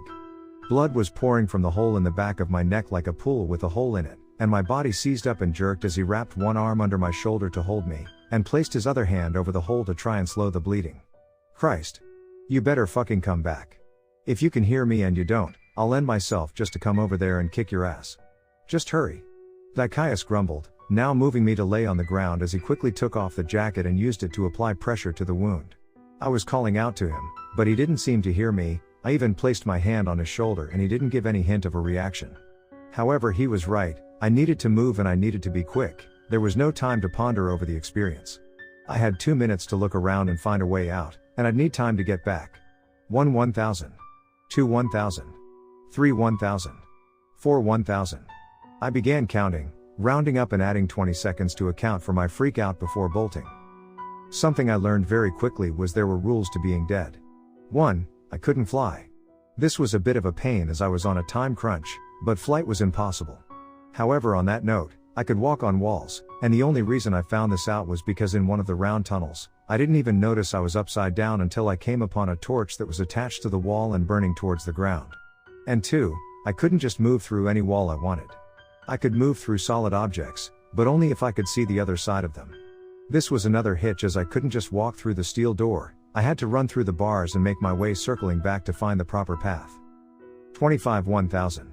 26 1,000, I continued on, running through the darkness and keeping myself to the right, or at least trying to, as this place was extremely disorienting, but hoping that by keeping in the same direction as the door, that I would eventually come up on the other side of it. However, I never did. It felt like I was running forever. I was thankful that I couldn't get winded from all the running, however I was starting to get worried. This place was a maze from hell, every turn leading to more forks in the road, every branching passageway having that many more branching paths that all ran in different directions. The place was a nightmare, and even after turning back, I very quickly found myself lost. I spun in a circle, looking around at the blank and identical walls before falling against one of them and letting my arms fall limp at my sides. "You've got to be kidding me," I muttered to myself, not knowing which way to go or where I'd come from, this place being deceptively large on the inside, and so far entirely empty. Not only that, but I was running out of time. A full minute had already passed, and I was stuck. I looked down at my hands, seeing them but also not seeing them, a strange glowing halo of light around my entire body, and yet still entirely see-through. I thought about being like this forever, just a wandering ghost in these halls. It wasn't exactly the more ideal outcome, but at the very least, I wasn't in any pain anymore. Maybe I'd forget how to feel emotion altogether and I'd just be indifferent to it all in time. It's not like I'd be leaving anything behind, Dicaius maybe, but I couldn't do anything for him with my body anyway. I thought about my mother, an older woman in the beginning stages of dementia, the same conversation we'd have every week about when I would graduate from college. She'd probably forget me too in time, or not even remember why she was making that phone call to begin with, even the number slipping from her mind. No one was coming for me, and although that may seem like a depressing thought, it was actually a peaceful one. No one would worry, I wasn't leaving anyone in pain if I didn't come home. I didn't have to dwell on the thought of someone waiting for me, I could just pass and that would be the end of it, the end of me. I don't know how long I thought over this, just sitting in the silence. However, I could hear something from down one of the halls, and I turned to face that direction when I realized it sounded like something getting closer. Hello? I called faintly, but there was no response. At first I assumed it was probably a couple of cultists, living people who couldn't see me. But as they began to get closer, I came to the conclusion that it was definitely not people, however something large, heavy, something that breathed large gasps of air that whistled as it reached its lungs, something that clicked and growled, something that dragged along the ground and something that although unseen, conjured up the very image of a beast that could swallow me whole. Fuck. I muttered to myself, quickly looking around before slowly getting to my feet, not making a sound as I made my way out of its path and into a different tunnel. I peeked around the corner, trying to steady myself as I watched down the hall, and right when it came into my field of vision, the torch on the wall sparked to blue. It crawled out of the tunnel like a centipede on the prowl, its body very similar as its mandibles clicked against one another, the entire body of the thing covered in a thick layer of armored scales that sat jet black over its skin. Its skin underneath was silver, giving it a strange iridescence as it crawled over to the spot where I once was, sniffing the ground in large huffs of air, its mandibles splitting to reveal a circular mouth hidden behind, filled with layer upon layer of sharp black teeth. Its body was so long that it wrapped around the top of the tunnel and back down to the ground, a strange, shadow-like mist irradiating from it like smoldering coals, and each part of its segmented body sat flattened wings like that of a dragonfly, all barely visible against its black skin, but they're all the same. I couldn't describe the amount of sheer and horrible fear I was experiencing. The creature was massive in size and powerful in stature, yet the living embodiment of a walking nightmare. However, the one detail that made every hair on my body stand straight up as though I were about to be struck by lightning, ghost or not, were its eyes. There were 6 in total, 3 on each side of its head, and all a very familiar, glowing white. I stood completely still as it looked around, crawling on the ceiling and twisting its head to look at the ground below before continuing to crawl along the tunnel. Even if I couldn't breathe, I felt like I was hyperventilating. I was frozen still, just watching each of its hundreds of legs moved in synchronization with one another as it went into the darkness, but before I could turn I was quickly grabbed by my shoulder and a soft voice came from behind me. "Quickly, follow me." I couldn't believe what I was seeing. It wasn't just only another ghost down here, but it was her, the woman I saw change outside my cell. How? "Shh, it'll be back, we have to go." "Come on," she said in a hushed tone as she began dragging me behind her, and I didn't resist. I had several questions, but if this meant getting away from the insect, then I would gladly follow. She ran with me down a series of tunnels before we came out into what looked like a cell identical to mine. Her and I moved through the bars, and as we did, I saw her sigh in relief. "What were you thinking calling out to that thing? It could have killed you." Whoa, now hold up. How are you even here? I watched you die?" "Yes, I know," she said, pointing down to a woman in the corner. The woman was identical to her, curled up and sleeping as she looked back to me. "I am dead, not gone, just dead." "But, are you telling me that your body is now a host?" She cut me off again. "Yes, and my body is home to a duskling now. That other one out there in the tunnels is bad news. I've been hiding from it for a while. They're persistent, but I've managed to keep myself away so far. He prefers to stay around the ritual room, so we should be safe here for a moment at least." I took a deep breath, taking a moment before nodding. I thought over what she said, looking down at the woman in the corner as I remembered what happened to her. "Are you in any pain?" I asked as I looked back up at her. She smiled sweetly at that, brushing her long blonde hair behind her ears. "You're sweet to be concerned, but I promise I'm okay. I came to terms with everything that happened a few days ago, and I'm alright. My name is Alice." I'm Fletcher," I said, watching her eyes as I was at a little loss for words. It wasn't just because of everything that happened, it was because she seemed to be content with it all, and if I was completely honest, she was stunning. Early 20s, large dolly eyes, long hair, a soft and kind smile and a stunning figure. Honestly, if it weren't for the circumstances, I would probably be asking her out right about now. "Oh, and thank you for saving me too. I was a little lost back there." "Don't mention it," she said before glancing back at the bars of the cell. I was taken off guard when she walked up to me and took my hand, but I wasn't exactly complaining either. "Come on, you don't have a lot of time," she said, once more beginning to lead me down through the halls as we passed through the bars. "Time? Wait, oh shit. It's been over 2 minutes, Dicaius will have already brought me back by now." "Hey, don't panic, it's okay. Time works differently here, but that doesn't mean you have a lot of it either. If you hurry, you can make it." "Wait, how do you know about that? You really think I've spent all this time in my cell?" "No, absolutely not, I've been wandering all over this place. I've been in just about every room, including your cell with your friend. I overheard what you were planning and when I saw you wandering around, I thought I'd lend a hand." "So, you know a way out?" "Yes, and I'm going to show you," she said, and I felt instant relief when I found out she knew where we were going, and now that I had help, I focused in on it and actually felt hopeful for the first time since I'd been here. We twisted and turned down more dark corridors before coming to a pair of large metal doors that were slightly ajar, and as we walked through, I quickly realized where I was. This was the ritual room, the large stone pillar still there, but as I looked around, I came to the realization that it wasn't a room at all. The place was dug down into what looked like a stone tomb, the top completely open to the night sky as a soft and warm breeze blew. No wonder I couldn't see the ceiling before. As I recalled what happened, I remembered seeing the eyes, but now looking up I realized what I was seeing wasn't eyes at all, but a dark sky filled with thousands of stars, free of light pollution as they sparkled high above us. "This is the back entrance to this place. Across the way are the main cells where your friend is, and where we came from is where they house the rest of us. So how do I get back?"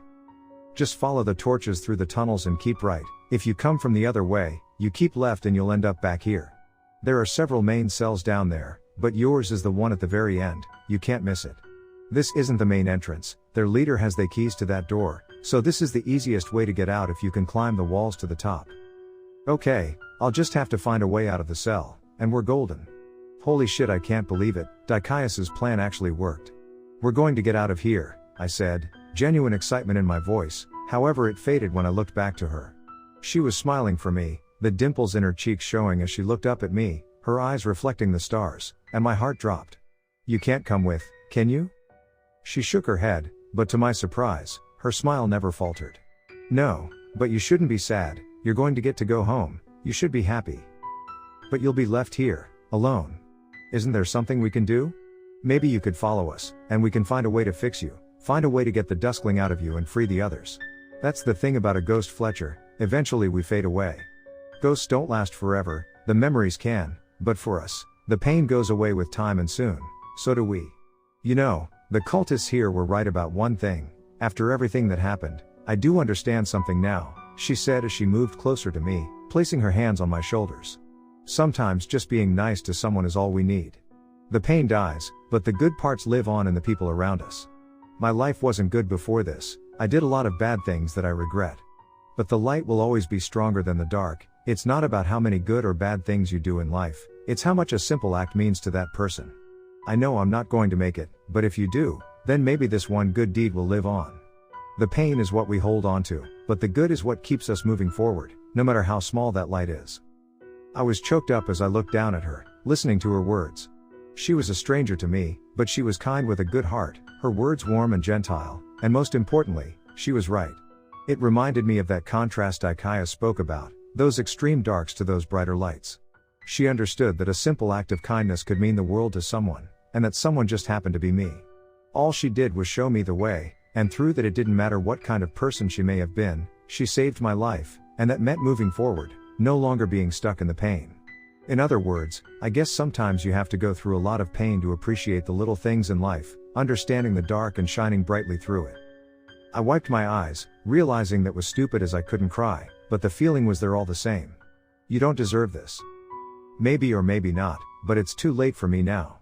But no matter where I end up, I'll be okay. Now," she began, reaching up and placing her hand against my cheek. "Go, hurry, it's not your time yet. It's time to go home." I wanted to say more, maybe beg her to come with, not wanting to accept that she was going to be left behind and not wanting to walk away from her, however my attention quickly turned to the door where we came in. I whipped my head in that direction as it crashed open, revealing darkness on the other side. The torches that were once behind us had gone out, only leaving a black maw in its wake, and 6 narrowed eyes to peer out from it. I went to grab Alice's hand and run, however when I turned back, she was already gone. The creature from the door lowered its head as it slinked out from the door, its mandibles twitching and its wings vibrating as it locked onto me, the sound rattling in my ears as I backed up. "Oh. Shit," I said as I stared it down, and it reared its back as it went to lunge, its wings extending and propelling it forward like a shot fired from a gun, mandibles open as it went to grab me. I leapt out of its direction, however it managed to nick me with one of its clawed legs, the sensation feeling like white-hot fire. I didn't waste any time to turn and run, the creature growled and moving with a speed I'd never seen. Within a second it was in front of me, going to strike like a demonic cobra as I ducked to avoid it, falling to the ground as I moved under its body and scrambled to the pillar in the center of the room. The agility of this creature far outmatched mine, its body coiling around the pillar and coming over the top. I watched its movements closely, trying to figure out what it was going to do next. Its wings vibrated again, and I knew that I wouldn't be able to avoid it this time if it went for me, so instead of running away, I ran to the pillar. Its body twisted to bite me, but when I got close to the pillar it was coiled around. The gigantic beast missed from the awkward angle, twisting uncomfortably as it bit down on one of its own legs. It shrieked as blue smoke erupted from the wound, and I took the opportunity to run to the tunnel on the other side of the room. As I looked back, I saw it crawl down from the pillar, a long and sickly black tongue coming from its tube-shaped mouth and licking over its leg. The smoke began to slow to a stop and it looked back to me, its tongue lapping over its mandibles like a lion licking its lips. "Great job, Fletcher, you pissed it off," I muttered to myself as I continued to run, the creature coming after and hot on my heels as it gave chase, and the hunt was on. The sound of this thing running was like a herd of horses thundering down the path. However, from its massive size it wasn't able to cut corners as quickly as I was, crawling on the ceiling and growling in frustration every time it would come inches from getting me before I ducked into a tunnel. It couldn't fly or use its wings in here, another small advantage. However, it twisted over the walls and ceiling, and quickly found that it could get even closer to me by predicting which direction I would take. I had to get back to the cell, and because of that I had no choice but to keep taking each right turn that came up, and every time the creature would get a little closer, even with its size, it was catching up. I took one more right turn and could see the door at the end of the tunnel, one more home stretch to the finish line. Everything seemed to go in slow motion, me running as quickly as my legs possibly could, and the thunderous sound of the creature getting ever closer behind me, at least 20 steps accompanying every one of mine. About 30 feet from the door, the creature went to strike, pushing itself forward and falling short at getting my head, but snagging the back of my ankle as I went flying forward. I fell hard onto the ground and my body rolled from the momentum, slamming into the door on the other side. I'd made it, at the last second, I'd made it, however I forgot one critical thing. The door was completely solid. I looked up at it, and it was only solid metal in front of me, no way to look through to the other side, no clear path to pass through. I sank against the door, that hope fading, complete and utter defeat replacing it as I looked down the corridor, seeing the creature before me. This was it, the creature had won. Game over. Dicaius. I muttered as the beast got closer to me. It knew it had won, lowering its head and slowly approaching me, taking its time now that I was trapped. Dicaius, I'm sorry. I know that you probably can't hear me, but just know that I tried. I'm so sorry, Dicaius. Goodbye, my friend, and thanks. Thanks for trying to help me, I said to myself, trying to make peace with what little time I had left. I closed my eyes, feeling the hot and stale breath of the creature against my face, waiting for it to bite down and end me. A couple seconds passed, then a few more, and after a bit I couldn't help but open my eyes. I expected this thing to kill me, eat me like Dicaius had said they did, but it was just looking down at me on the ground, watching me, almost studying me. Well, what are you waiting for? Do it, I said as I looked up at it, and I was shocked as it moved away a little. I slowly got to my feet as I watched it, scanning its eyes as it scanned mine, and I was amazed as I could have sworn I saw something in its gaze, something almost human. Wait, can you understand me? I asked. It didn't respond verbally, however it closed its eyes as it bowed its head. I looked at it, then back to the door, then back to the creature, and it finally clicked. Dusklings, Dicaius was a duskling. He was one of these things, it must have known his name, and it was entirely possible that this creature knew him as well. Dicaius said they all lived in large groups, of course it would know him. That spark of hope came back as I got to my feet, looking at the creature. I know what these cultists are doing, Dicaius told me everything. I'm trying to help, I can get him out of here and stop this, I said as I looked back to the door. Do you think you could help me? The creature just sat there, watching me, its wings flicking a bit before it slowly approached. I flinched when it opened its mouth, and it clasped its mandibles around me, but was being surprisingly gentle with its actions now. It lifted me and moved forward, and before I knew it, I was on the other side of the door. It set me down and I looked over, seeing Dicaius sitting next to me as I was rolled on my side, him holding his head with a clear expression of stress as the wound on my neck was healing. I'd made it just in time, despite all the odds. I looked back at the creature, muttering a quick, "Thank you." As I did, the creature watched me, looking over at Dicaius and bowing again before disappearing back behind the door. I quickly went over to my body, not exactly knowing how to get back in and a little worried this wouldn't work, but out of impulse I just reached down and grabbed my own arm. The moment I made contact, my ear began ringing, and my world flashed white. "Come on, kid. Come on, wake up." I heard Dicaius speak, sounding just as stressed as he looked. Coming back into my body wasn't exactly fun. I felt heavy and tired, my ears still ringing, and once I began to wake up I shot up into a sitting position, gasping for air. I was so cold that I couldn't feel my fingers, shaking violently as Dicaius quickly came over to me.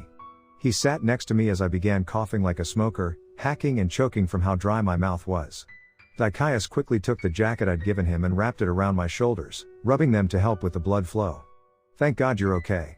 Take it easy, you're going to feel sick for a couple minutes." "No shit," I said, and actually started laughing a little at his words. I wasn't exactly painful, but the best way I could describe the feeling was like when walking into a warm house after being out in a snowstorm, my entire body filled with pins and needles as the blood began to flow once again. However, I could have sworn Dicaius sounded relieved. After all the shit he gave me, he sounded happy that I was back. "Is that excitement I hear? You really did miss me, didn't you?" "Don't push your luck," he snapped, going right back to his typical nature when I called him out, but I had to admit, I was glad to see him too. "But did it work? Did you find an exit?" I looked up at him as the shaking began to subside. "Had some help along the way, but yeah, you bet your ass I did, and I know the way. Tomorrow, we're getting the fuck out of here." Part 6. I was covered in my own blood, sprawling on the floor as the cold ground stung my stomach. My eyes were closed and I felt like falling asleep through it all, looking like the remains of a wounded soldier who had lost in combat. The door to the cell unlocked and swung open, the daily meal being carried in by the hooded cultist. However, this time he was met by the unsettling sight of my own body. Jesus Christ, he sighed as he set the platter on the ground, walking over to me and crouching down. He looked over my body, seeing the dried blood and assuming the worst as I didn't move. Looks like that bastard finally got you, huh? Was wondering when he'd get hungry enough to actually do it. He spoke to himself as he went to roll me over, more than likely going to check for a pulse. However, he didn't exactly get very far with that. The moment he touched me, I heard a heavy and wet thwack that was quickly followed by the blunt and recognizable echo of wood colliding with something hard. The cultist fell on his stomach beside me, out cold as I rolled over enough to look up at Dicaius, seeing him brandishing the wooden table leg in his hand and spinning it playfully as he stood over us. You know, I think I'm going to enjoy using weapons. Fucking took you long enough. I thought you said he'd be coming in any minute? I was falling asleep before he finally decided to show up, I said as I began to get up, dusting myself off. Dicaius shrugged, letting the wooden leg fall to his side, his hand still loosely clasped around it as he clicked his claws against the shaft. Either he was late getting here, or I misinterpreted what time it actually was. Either way, just search him and take his clothing so we can move. Someone is bound to notice he's gone eventually. Right, I said, quickly taking off my jacket that was still soaked in my own blood from my now healed neck wound, threw it to Dicaius and then began working on undressing the cultist. He was a bit more stocky than myself, and this meant that his robe sat loosely over my shoulders. However, I pulled the drawstrings tight around my waist to hold them on, and then pulled up the hood to cover my eyes. It was strange seeing one of them without the robes, very normal looking clothing adorning him underneath. I half expected him to be some deformed or marked up weirdo, however he looked completely normal, probably someone I'd pass on the street without a second glance. I suppose it was that way with a lot of people though. You could pass a serial killer and not even notice it in your daily life until you hear about some poor sob getting stabbed on the news. An almost frightening thought to know how little we truly pay attention to the people around us, or just how well the real monsters are able to blend in. I looked through his pockets and grabbed a set of old-looking keys that were attached to a large ring before turning back to Dicaius as he held out the wooden leg. Here, you're going to need this. I can handle myself, so it would be better placed with you, he said, and I nodded, taking it from him and sitting it against my chest under the robes, hooking it under the sash around my waist to hold it in place, keeping it hidden. We both said nothing as we made our way out of the cell and closed the door behind us. I slid the bolt into place and used the keys to lock it, hoping that would buy us a little more time to get out.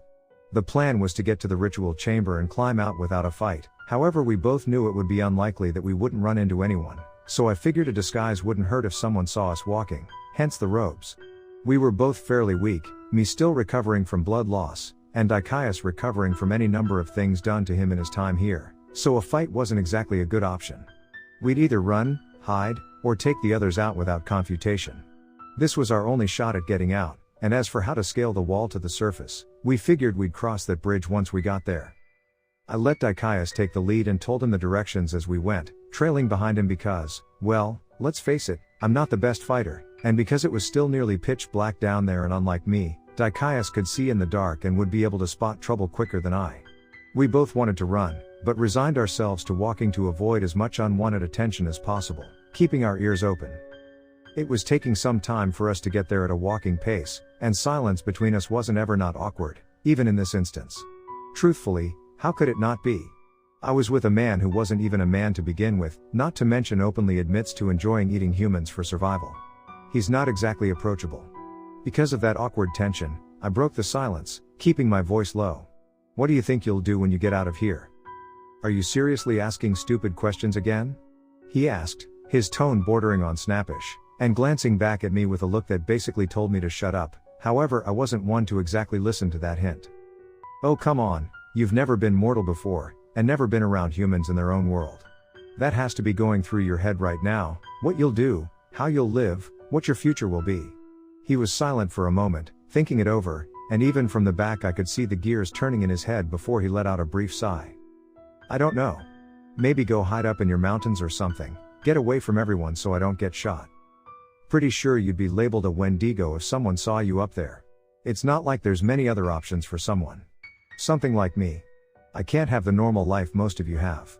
Maybe not, but there are other options out there. Maybe not normal, but you're not going to be left out on the streets. Look, don't we have more important things to focus on right now? Enough with the 20 questions bullshit. Hey, there's no reason to be hostile, especially with someone who's offering you a home. We don't have time for. What did you say? He asked, his demeanor softening as he stopped dead in his tracks, letting me pass in front of him as he fell silent. I turned back to him, placing my hands in the pockets of the robes. You heard me, I'm not just going to let you be homeless. He turned his head to the side slightly, watching with that confused dog look again, and I continued. We may not get along, but you didn't ask for this, and you sure as hell didn't deserve it. You're an asshole, stubborn, hard-headed, and about as gentile as a gorilla in a glass tuxedo. But I don't hate you, you've helped me, so let me return the favor. He just stood there, quiet, blinking a few times before training his gaze to the floor. But I hurt you, why would you want to live with something like me? I have a cat. The fuck does that mean? I have a cat. His name is Felix, he's half outdoor and half indoor, kinda comes and goes as he pleases. Every once in a while, usually in the early morning, he'll come back with a dead bird in his mouth, trotting around with it like he's the happiest little bastard on the planet. We have robins around my apartment complex that I particularly enjoy hearing during the summer, and you can probably imagine exactly what kind of bird Felix likes to stuff between his cheeks. I hate it when he does that, it makes a mess, and like I said, I like those stupid brown and red birds, but never once have I gotten mad at him for it. What are you driving at here, Fletcher? What I'm saying is, how can I get mad at something that's in that animal's nature? Yeah, I like the birds, and I hate seeing them dead, but I can't be upset with Felix for doing what he does naturally, just like I can't get mad at a dog chasing a squirrel, or a gopher for digging holes in the lawn. It sucks, but how could I possibly be mad at that? And why would I ever judge you for what you do? He was silent once more. Truthfully, I could never hate him, the thought of him feeding from people made my stomach turn, but he couldn't help it, I couldn't force him to starve himself just because I didn't like what was natural for him. Morality over the subject was a moot point, because if I judged him for how he was born, then how would I be any better than him? After a good 30 seconds of silence, he looked up at me, drawing in a deep breath, and releasing it in a steady, and almost relieved sigh. He came up to me, placing a hand on my shoulder, and donning a surprisingly gentile smirk as he looked down at me. You know, you're a lot wiser than you let on. For a human at least. I can't tell if that's a compliment, or if you just called me stupid again. Well, you're still a dumbass, just less so. Yeah, well, fuck you too, I said, and for the first time, he let out a chuckle that didn't set me on edge. In fact, it sounded calm and genuine, and I think we both silently agreed that even though we were starkly different, we were actually friends. It wasn't long before we were quickly brought back to reality, both of us being pulled away from the moment as footsteps could be heard from behind us, followed by several voices. We both exchanged glances with one another before continuing down deeper into the tunnels, quickening our pace and making our way out. We came up on the large double doors that lead to the ritual room, both of us hurrying over and opening them. We tried to be as quiet as possible, however the old hinges protested to the movement, creaking and moaning as we opened them, the sound echoing down the halls, an unavoidable alarm that sounded off our exact location. We both shut the doors behind us, shoving a heavy steel bar across the door seam on the other side to hopefully keep the cultists out for a bit. The sky above us was a soft gray, the room covered in an ethereal mist as shades of a blue and orange sky shone slightly beyond the veil of cool morning dew. Dicaius quickly ran over to the far wall, brushing his hands over the engraved stone as he looked up to the edge of the chamber. There's no way we're climbing this. It's too smooth and slick from the air, even with my claws, there's no footholds, he said, looking back to me. I glanced around the room, trying to think fast and see if there was anything we could use to climb. My eyes fell on the pillar in the center of the room, or more specifically, the chains hanging from it. Get over here and help me. I called out to Dicaius as I bolted up the steps, wrapping one of the chains around my arm, and grasping the links tightly in my hands. Dicaius came up behind me, catching on to what I was doing and grabbing the slack of the chain. Okay. 1, 2, 3. We both jerked the chain back and pulled, hearing the link strain and a loud crack as it went stiff up to the stone, however didn't budge. Fuck. One more time. 1, 2, 3. I called out and we both grounded ourselves, putting all our strength into it as the chain strained once more. This time the stone cracked and groaned, before abruptly popping as the anchor whipped out, sending me flying back as chunks of cement flew with me. Dicaius caught me by the shoulders, the end of the chain falling to the ground with a loud and metallic clang. We both dragged the chain back over to the wall, looking up. Okay, we need to get this spike up there and see if it'll get caught on anything. Then we climb out, I said, and Dicaius took the chain from me. Got it, just stand back, he said, taking the chain in both hands and beginning to swing it. I stepped back, watching as it went around in circles, picking up speed and momentum before Dicaius whipped the end of it up and over the side of the wall. Slowly, he began to pull it back, chunks of dirt and debris falling over the edge as he did.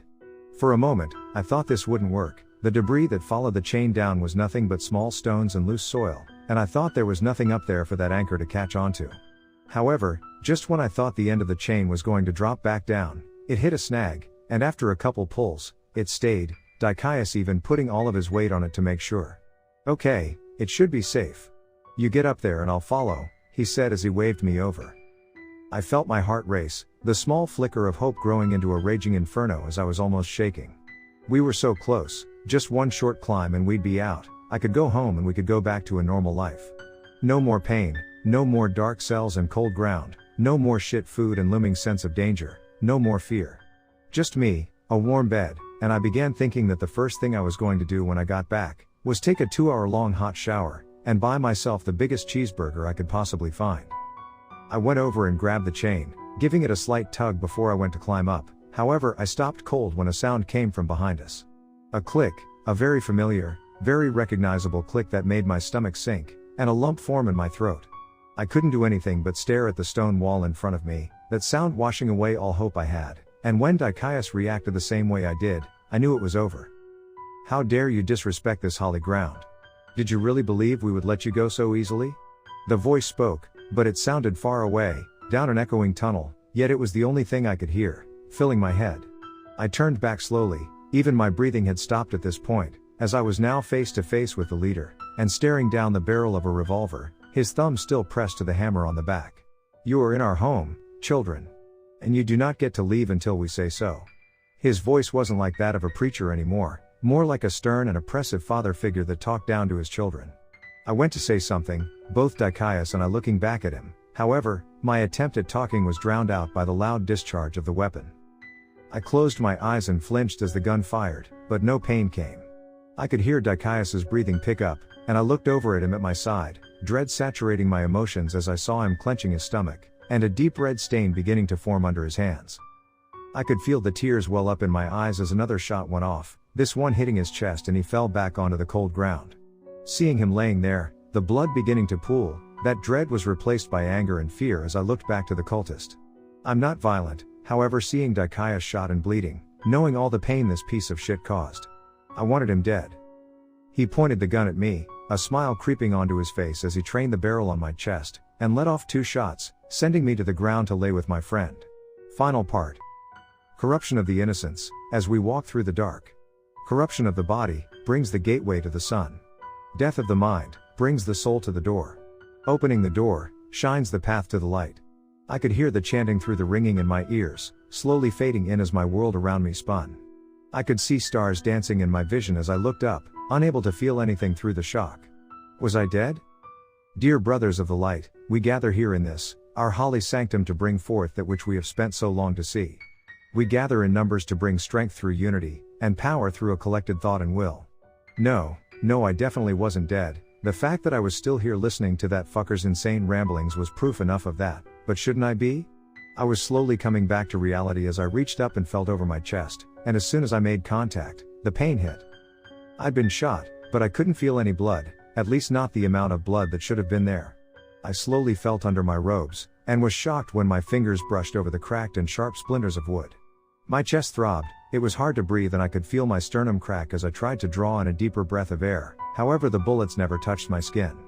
The table leg was in splinters against my chest, the robes ripped, however it had saved me, the impact of the shots tearing through the wood.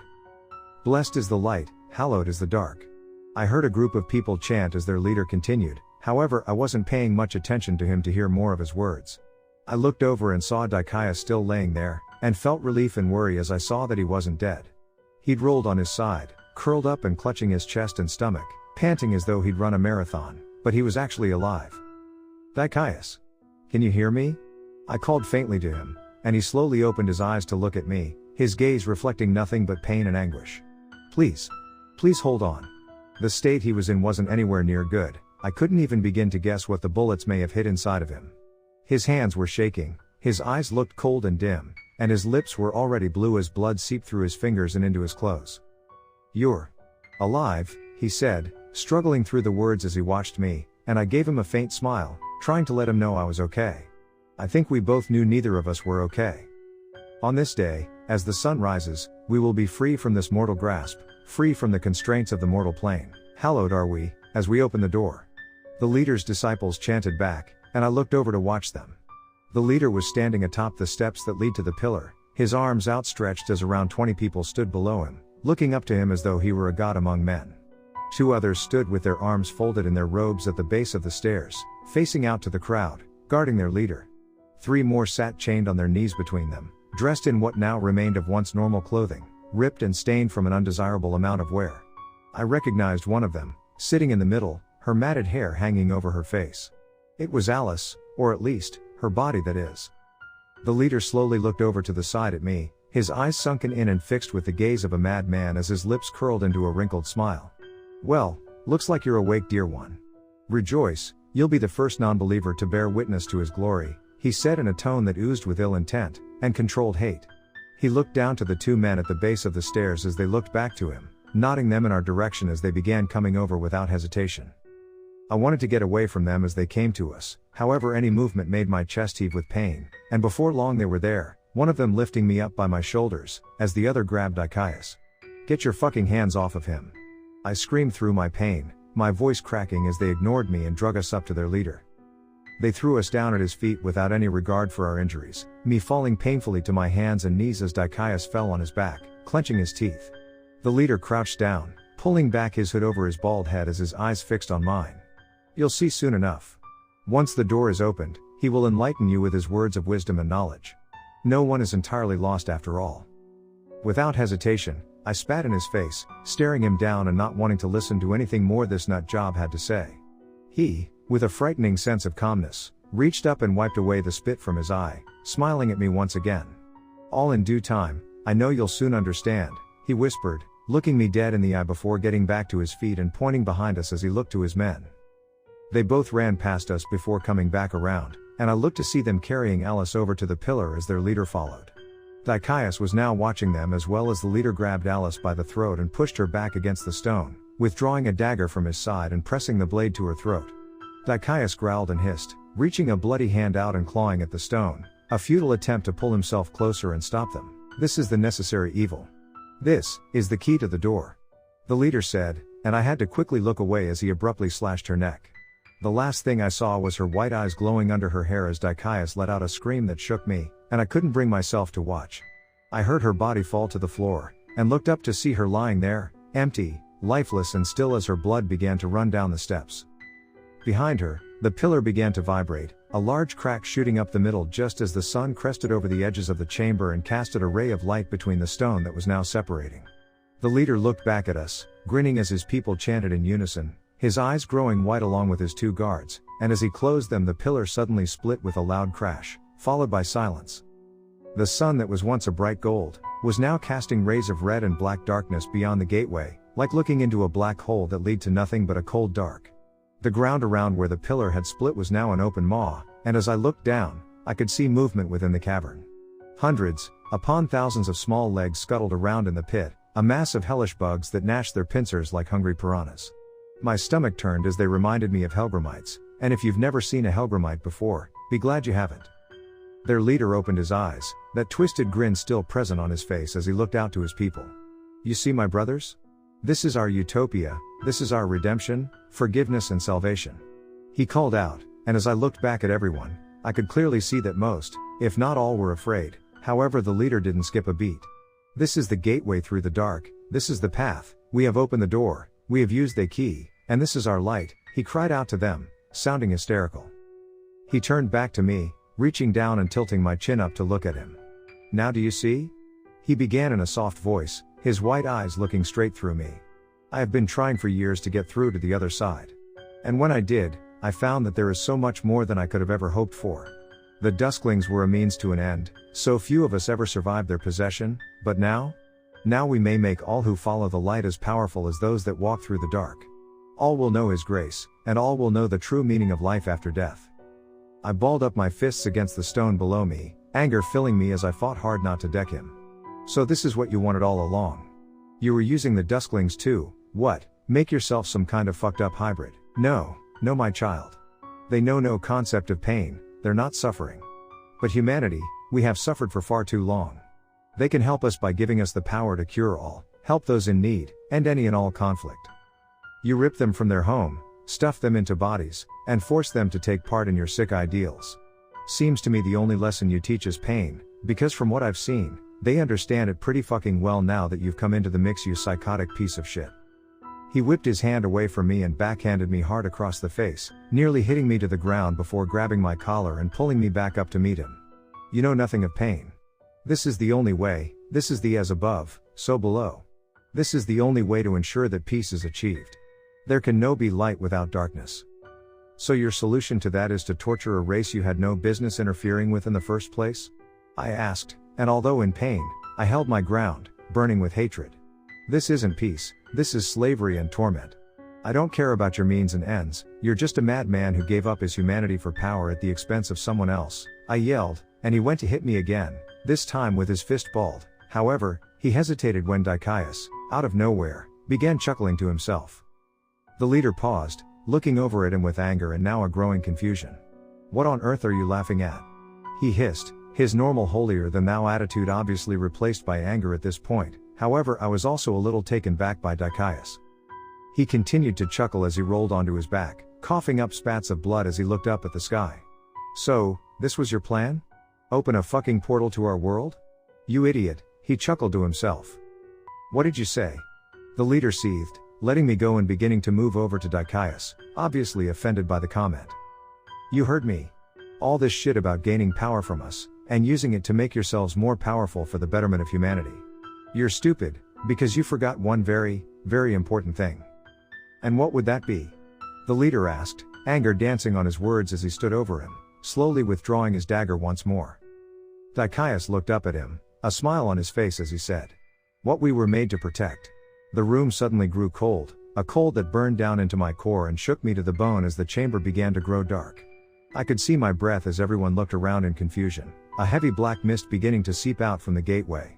Echoing footsteps came from seemingly everywhere, and as I looked up through the gateway, I could see someone walking closer from the other side. Even the leader was now looking back through the portal at the person bathed in darkness, his steps slow and methodical, appearing to take all the time he pleased with no urgency of the situation. What is this? The leader asked, the blade still in his hand as he took a wary step back away from the portal he'd opened. The figure was at least 7 feet tall as he stood at the edge of the rift, the chamber now completely dark, save for the eclipsing light of the dead sun beyond. He stopped, looking from left to right, then back forward through the gate. He slowly reached up, beginning to pull down his hood, and take a step through. The moment he entered, all of the people behind us grasped their heads, screaming and crying out in anguish, some of them falling to the ground, some walking in random, blind directions, and some running for the door as it slammed shut before they could even get close. The moment the figure was all the way through, the room fell deathly quiet, all of the followers falling to the ground, laying still. The figure pulled back a veil from his face, and I was surprised to be looking up at a seeming ordinary man. He was charming, short slicked hair, chiseled face, dark, yet regal. However, this illusion didn't last very long. He took a deep and slow inhale, and as he let the breath out, a stream of smoke followed through hundreds of teeth that pierced through his lips. Some slipping between one another as his mouth opened, going up past his nose, down below his jaw, and all stretching back to his ears like woven hypodermic needles. He was calm, seemed to take a degree of pleasure from the air he breathed, and the cult leader, a man who once commanded subservience, was now shaking in his presence as he got down and bowed before him. It's you, our master. It's really you. The cult leader spoke, his words filled with awe, and a now growing fear as his 2 men bowed with him. The figure opened his eyes and looked down at him, a snake-like tongue flicking out as his eyes took on a shade of red I'd never seen before. The figure bent down to him, his face going back to a resemblance of human as he reached out a red-clawed hand and tilted the leader's chin up. You are no servant of mine. Your heart is blackened. The figure spoke simply, his words filled with whispers of any number of voices that followed his own. But, I don't understand. The leader quivered, only to be met with a smile from the figure. Shh. Your words are wasted on my ears. Your soul tells me all I need to know. It spoke simply, and didn't give the leader a chance to respond before grabbing him tightly by the throat. The other two quickly got to their feet, going to rush in and help their leader. The figure looked back at them, two sets of dark wings extending from his back, and a sharp-tipped tail uncurling from underneath his cloak. One of the cultists was impaled by this thing's tail, and the other was thrown back by its wings, flying a few feet and slamming into the side of the gate before falling down into the pit. I could hear his screams from below as I tried to drown them out. The figure flicked the other cultist off his tail before wrapping it tightly around the leader's chest, lifting him into the air and never letting go of his throat. "This is your doing. And this shall be your fate." It spoke, and within an instant, its tail contracted and his grip tightened. I cringed and turned away as I heard a series of cracks and crunches, my stomach lurching into my throat as the leader was dropped to the floor like a discarded and broken ragdoll. I could tell just from the sound that he wasn't getting up ever again. I could hear the figure walk by me before stopping, and I looked up at him. I could feel tears threaten to spill down the corners of my eyes as I looked into his, my mouth quivering. Please don't hurt me." I spoke, barely able to get the words out as I shook with fear. He crouched down to my level and reached out to me. I flinched at his touch as he brought his hand to the side of my face, and the tears began running down my cheeks. "Have you sinned?" No, I stammered, at a loss for words. "Tell me, have you committed wrong? Is your heart heavy?" I don't know. I'm trying, I don't want to hurt anyone. I'm not the best person, but I'm trying." I quivered, on the verge of completely breaking down. The figure didn't say anything as he brushed away my tears, and I felt like I was going to pass out from fear alone. "Then you need not fear me." He spoke, and his words caught me off guard as I looked up at him, in spite of his appearance and what I'd seen, bearing a soft expression as he began to stand, and walk back to the gate, stepping over the gap as though it wasn't even there. Beyond the portal, I could see several more of the figures waiting for him, all watching with various dusklings at their sides. He stepped through, looking back at me as the chamber began to grow bright, and the sides of the portal began to crumble to dust, falling to the ground in chunks and filling the gap. Before long, it was completely gone. I sat there, trying to come to terms with what happened as I wiped my eyes. The warm sun hit my face and lit up the place, the fog beginning to clear as birds began singing from somewhere beyond. I was in shock, completely lost to the mix of emotion I felt, and only snapped out of it when I heard Dicaius coughing again, and I quickly went to his side. His lips were completely blue now, his breathing labored as I began to get him up. I took off the robe I'd been wearing once we got to the wall, tossing the shattered table leg on the ground and tying the fabric tightly around Dicaius's stomach, strapping the sleeves up and over his chest to try and stop the bleeding as best I could. "Just leave me."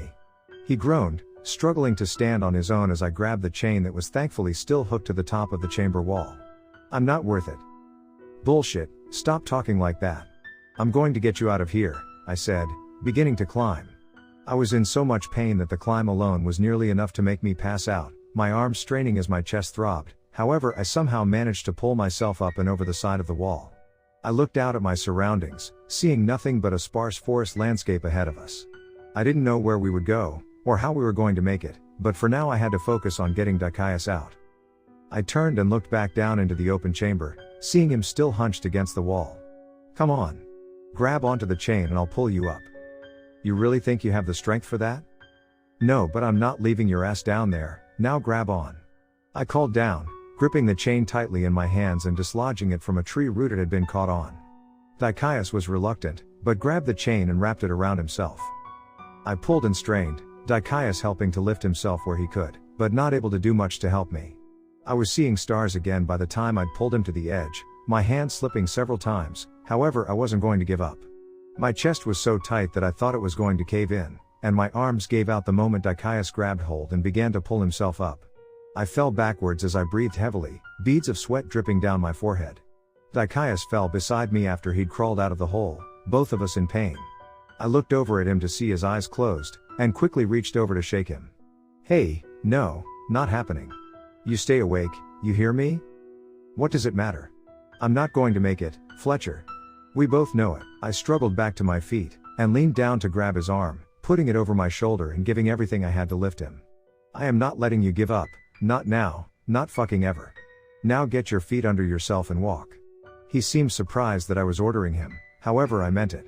We were so close, and after everything we'd been though, I wasn't going to let him give up, and I was going to leave him to bleed out and die. We walked for what felt like hours, leaves crunching under our feet as we used trees in our path to push ourselves forward, almost falling on each one for support in our path. My legs and lungs were burning, and with each step I could feel Dicaius getting colder. "May I ask something of you? If it involves leaving you, then no," I said, glancing down at him. Just promise me that when we get out of this, that you'll go to her." "What are you talking about?" "You know who I mean. You still care about her. Just promise me you'll find a way to be at peace with what happened. I'm only asking that you find closure, after all this time." He was coughing through his words, a stream of blood beginning to run from the side of his mouth before he wiped it away.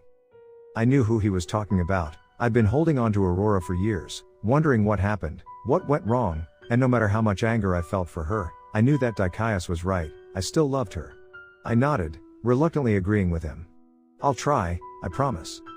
I looked up and stopped for a moment as a sound came from somewhere off in the distance. It was a deep rumble, echoing off the sides of the canyon, and my heart raced as I realized it was the sound of a car engine.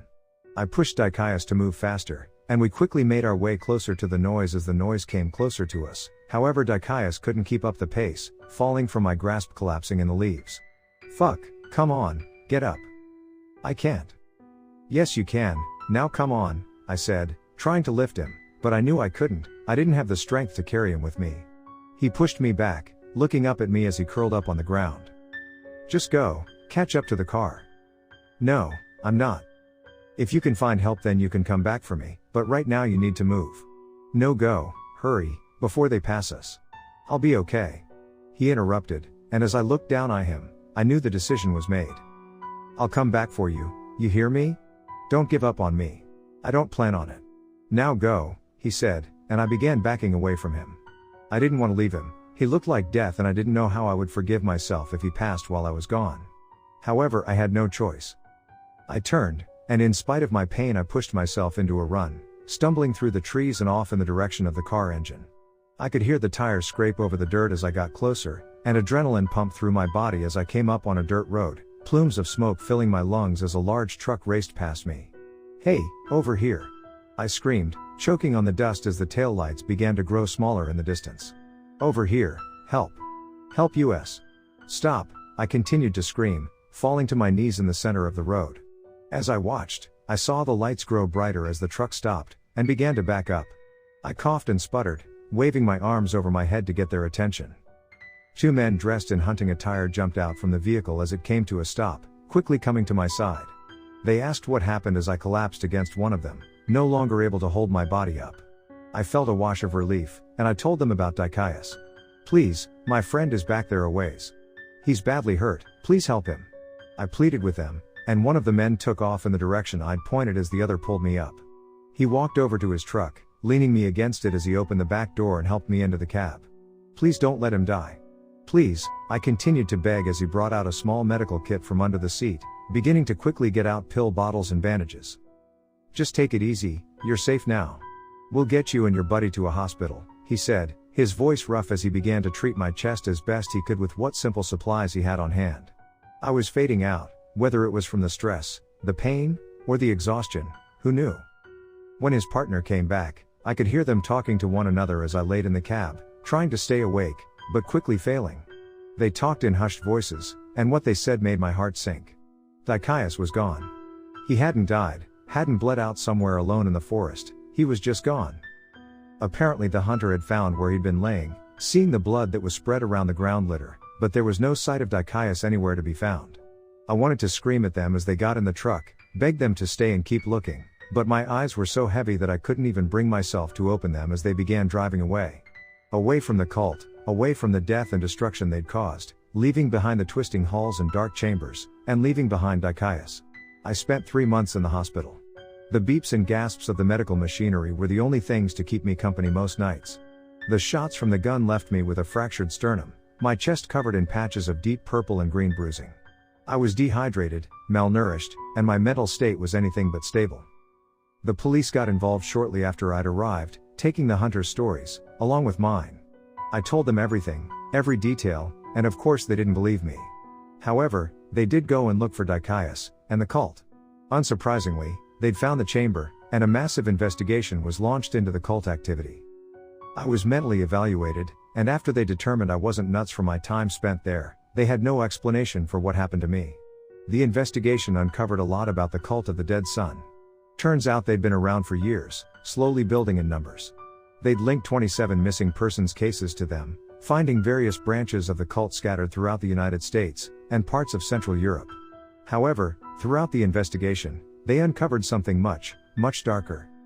The main branch of the cult was not only kidnapping adults, but a total of 58 children were discovered within their temple. Some were adoptions that had gone under the radar through various methods, however most were born into the cult, or children of the families involved. It was twisted. The conditions these children were found in were nothing short of deplorable.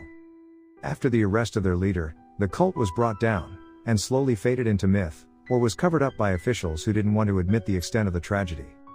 As for me, I spent the next year in a deep depression.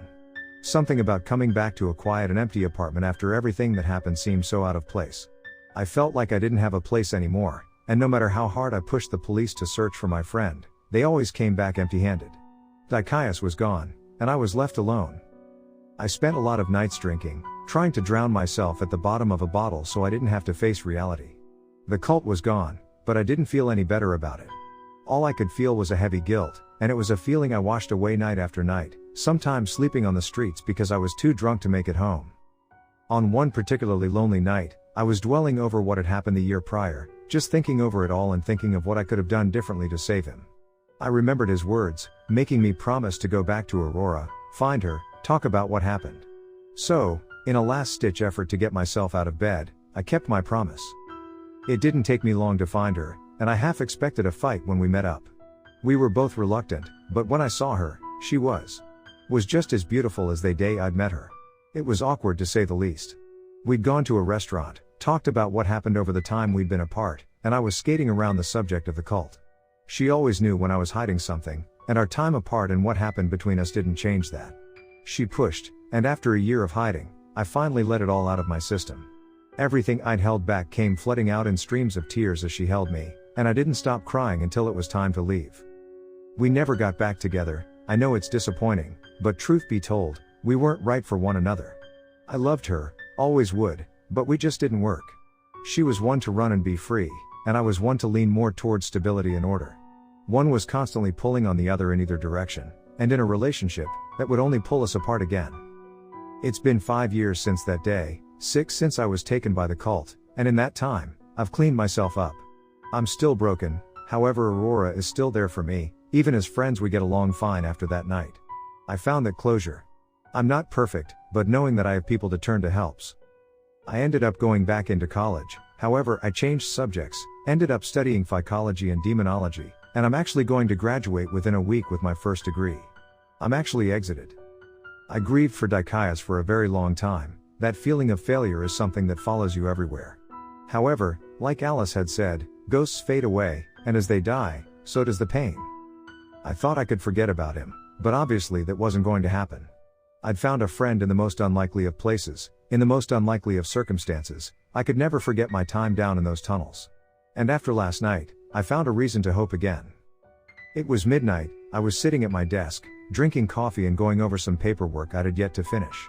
My apartment was quiet, my cat sitting in my lap as I pushed my glasses back onto my nose, when suddenly, the phone rang. The hell? I asked myself, looking at the clock and seeing how late it was. I sighed, getting myself up as Felix jumped down. I walked over to the phone and picked it up. Hello? Who is this? I asked, and there was a long pause, soft breathing coming from the other side of the line. Hey, listen, I can hear you, so either explain why you're calling at nearly 1 in the morning, or I'm hanging up. Is this Fletcher speaking? Yes, this is he. Who is this? You sound different. What? Look buddy, I'm going to hang up now, go prank call someone else. And yet the attitude hasn't changed one bit. The man on the other side of the line spoke, and I withdrew the phone from my ear to look down at it. There was something about that voice, something strangely familiar. I just looked down at the phone for a good minute before holding it back up to my ear. Answer my question, who are you? There was a chuckle from the other side of the line, and it was something that sent a very familiar chill down my spine in probably the worst and the best way possible. You wouldn't believe me if I told you, human.